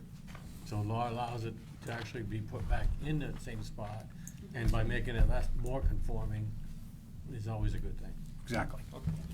Yeah, there's a section in our zoning that talks about, I believe, 2-year period of time for Right. abandonment. That doesn't meet the standard under state law or case law anymore. So what's It hasn't for some years. Yeah, so what is the time frame? There is none. Oh, okay. Okay, thank you. You just have to prove it was there at one point in time. And you can do that through historical photos. That's where you see the guy go down and he's got a barn with one wall sitting here with a 2x4 holding it up. Yeah, that's the way they did it. They had to do it that way, because you had to show that you weren't intending to get rid of the building, so you leave one wall and you build the other one, and finally the legislature said that's silly. The whole thing can come down and then you can rebuild it. Silly and dangerous. Yeah. Okay. Any other questions from anybody? Staff? John, one more time around, just make sure. Brian? Perfect. Mike? Then, we can act on this, right? Yep. Have a motion? As simple as. No, this is, they didn't schedule a public hearing for this one, so there's no public hearing. Big signs, Right on the property. Is there? They put a- It says subdivision, the subdivision. Yeah, your regulations require a sign to be put up for subdivisions, but nobody can talk about it. I wasn't here last week. So.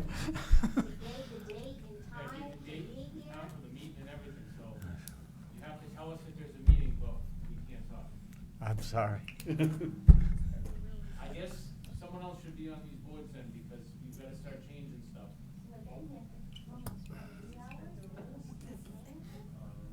Can we ask questions on just where they're gonna place the houses, like the property lines?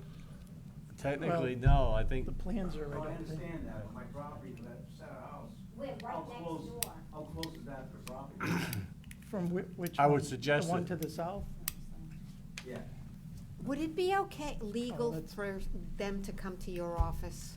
Absolutely. Okay, so we don't need to. I even have. No, but he sat here all night. I can understand the I frustration. understand that, but I don't know what our legal responsibility. No, it's done. It's, not yet, it's not So done. it's but- houses, in other words. Yeah. We're not gonna end up like those poor people on. Individual homes. No. Yeah. You could, These are- Not if you want, Paul, I'm sure Paul will wait a few minutes and you could talk to him in the hallway. Yeah, I can, Yeah, that'd be great. I can discuss what it's about. So where am I? I'm lost. Motion to approve subdivision application 23. So we got a motion to approve? 1323. Second. No, somebody make a motion. I just did. Oh, you made the motion. That's what I was doing. But you're talking so much, I can't confuse what you're doing. Motion to approve subdivision application 23-1323. Can I have a second, please? Sorry, hold on. With the conditions, sorry, my bad, sorry. Fee and lieu, payable with each sale of the lot of 10% of the appraisal value, which I believe was 77,000. I don't believe that's Yep. changed, but whatever the exact number, the appraisal Yep. is 10%. Yep. And that the 2 easements get granted to the town for the drainage. Yep. There you go, sorry. Okay? Yeah. Sorry. That 30. You still seconding that? Yeah, I was still second. All right, we got a second for Joanne. It's obviously this guy and Mike.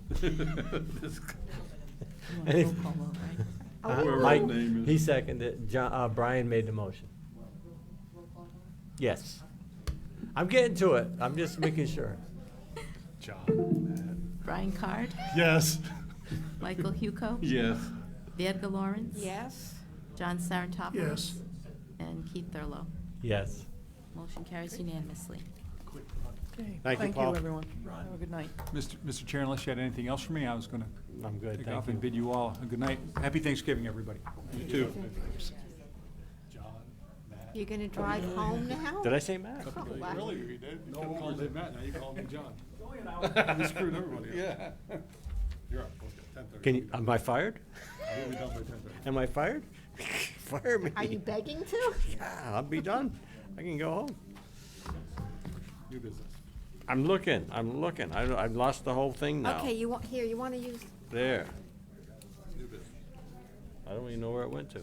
it's right here. Yeah.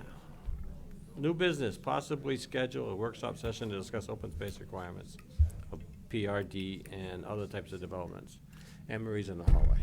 Can So- you get Anne Marie for us? Or- I'll Go ahead. I'll explain it. This was my request. I emailed Anne Marie after the last meeting. I think we need to look at our open space requirements, just to make sure that what we're getting for open space is truly, should be open space versus just setbacks, buffers, ponds, et cetera. So I requested that we schedule, the next time we can, to look at our regulations again, to improve upon them if we can, to make sure that we're getting the proper open space. Okay, but just clarify this for me. Open space, to me, was that it's not going to be developed. It just sounded that open space means somebody can come there and enjoy the space. No, but open No. space should be, again, could be Yeah. passive or passive or active, open space. But Right. what we're getting for open space is area that is not going to be developed under the rules anyway, right? Open space to me should be land that's given up by the developer for whatever he's getting in return, right? So, but what we're getting is setbacks. They can't develop setbacks anyway, right? But they're giving that us as open space. The So- thing is we went through this already when that project up on. We did it in subdivision.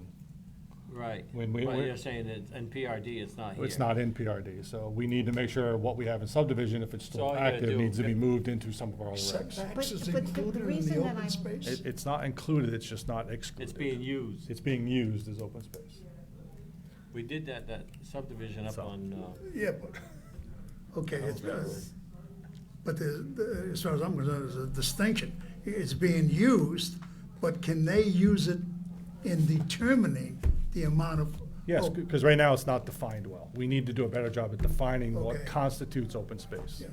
Okay, So but- that's my point. So what I think is confusing me is that there was an amount of land between the pond and where we were allowed to build a house.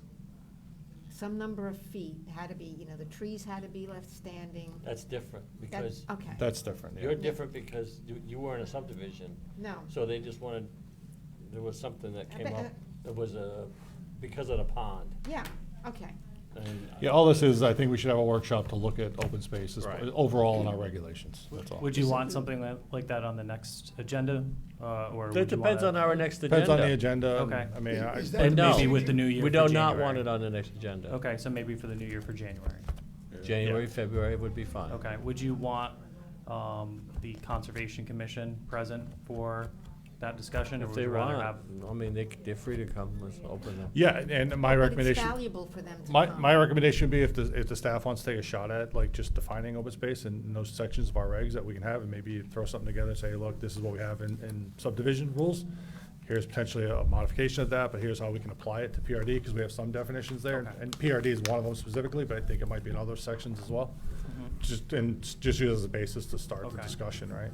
Okay. Then we have something to talk about with Potentially conservation. introducing even elements of like fee in lieu of or something like that in regards to PRD. I'm open to everything. I mean, I just think, again, looking at some of the applications we had, the fact that people are taking not advantage of, they're playing by the rules, but space that we're gonna get anyway, Mhm. right? Setbacks are you gonna get, because you can't develop in a setback, just, Mhm. it shouldn't be considered open space. They're not giving that, right? It's already there. Okay. That's all. Yeah. All right, Brian mentioned that he sent you a letter No, requesting that. I emailed Anne Marie. Oh, you emailed? I emailed Anne Yeah. Marie saying So I'd there's like to no look at it. procedure on how to request that we take a look at something? No, that's Coming it. from a member? Well, he's a vice chair, the Yeah. vice chair and the chairman can set the agendas with me or ask her to put something on Okay. it, and so that's what, I just didn't put on this one because we had so much going on Yep. tonight. No, and I agree. I just asked that we look at that as a commission. So how can we get something on the agenda? Do we have to go through you? Technically. Yeah, all right. I thi- Bribes would be all right. I think we should look at this issue. Don't go there, do not go there. No. Yeah, don't Not even this, joke. no, that was a joke, I'm sorry. Don't even joke. Okay, Did we go through the minutes and whatnot? not yet. Oh, my God. So we just did the 3 lot. All right, we gotta schedule this, so Anne Marie, you wanna schedule that? January. For January? Yep. All right. At this point, you don't know, there's nothing planned in January, right? Not yet. Okay. We have 2 things that are continued to next month, and that's it.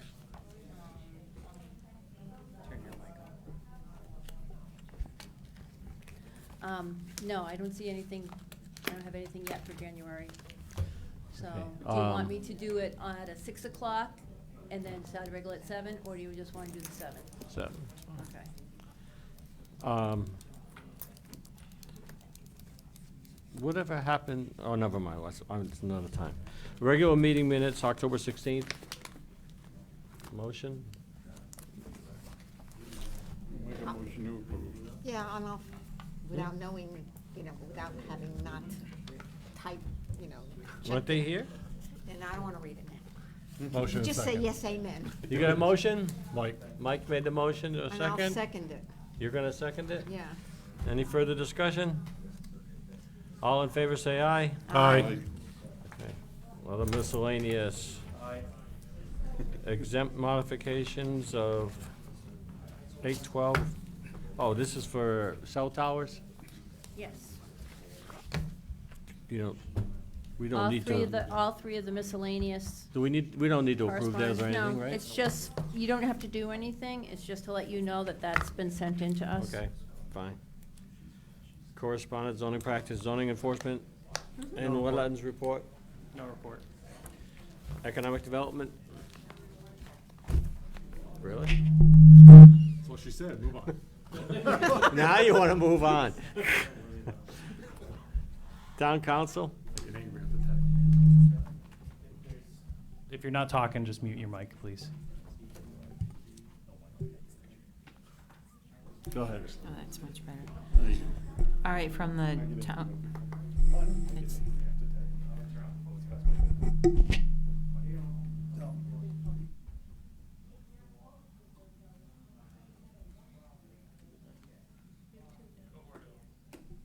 All right, there was a public hearing,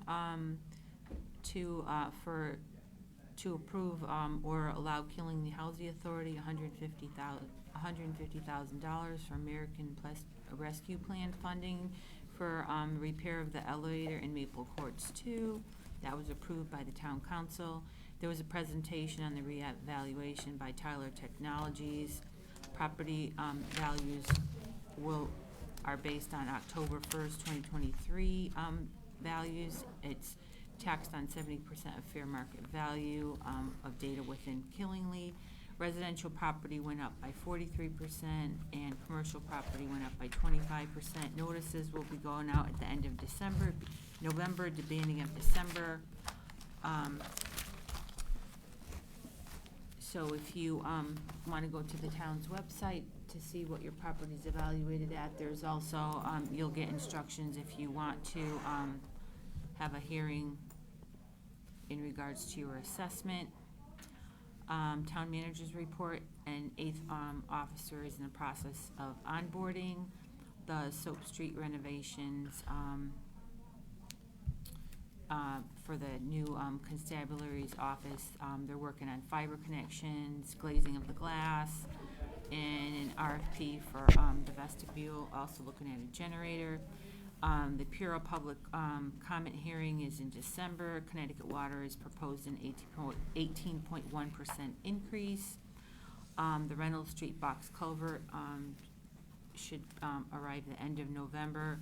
KMS renovations are on schedule. Westfield Avenue, they're within budget and timeline. The town council made a proposal to withdraw from the Northeast District Health. We would still be with them till July 1st. We can withdraw at any time. There were several votes of non-competence of their current manager. There was a $250,000 grant, community investment grant for the Blueville Mill, and then the mill burned. Okay. That sounds hinky, the timing. So, Anne Marie, the one thing I was gonna bring up was about the, we were at one time saying that for us to be able to stop a meeting at 10 o'clock. We were talking about, and I think we had put it in, that at 10 o'clock you vote if you're gonna continue on to 11. You had asked me about it earlier, and I said this night you should continue on to 11 because we had so many things that we had to take care of tonight because we were running up against timeframes. No, I got that, but I'm just saying is we were talking at one time about doing it a change in our bylaws, because I don't know if our bylaws said to do that or not. It did, we had done it, and we thought we had put it in, but I don't think I it. thought we changed it too, but last time I checked, it wasn't there. I don't think it's there. Okay. I'll put that on January's, because we have to You be did it official. in 2022. We did do it? Well, I know we talked about it, but I don't remember actually. It was just a discussion though, wasn't it? Gotta find it again. Oh, there it Motion is. was made by Right John there. to It amend is. the It is in bylaws there? by adding the following language We got it. to section 5. Under Article 8, regular meeting, no regular meeting, special meeting shall run past 10 o'clock unless the chair entertains a motion to extend the meeting until the hour of 11 We're set. Okay. I thought we had talked about it and it wasn't in it. Hmm? June 20th of 2022. Thank you. Motion to adjourn? Motion made. All in favor? Aye. Adjourn. Good night, everybody.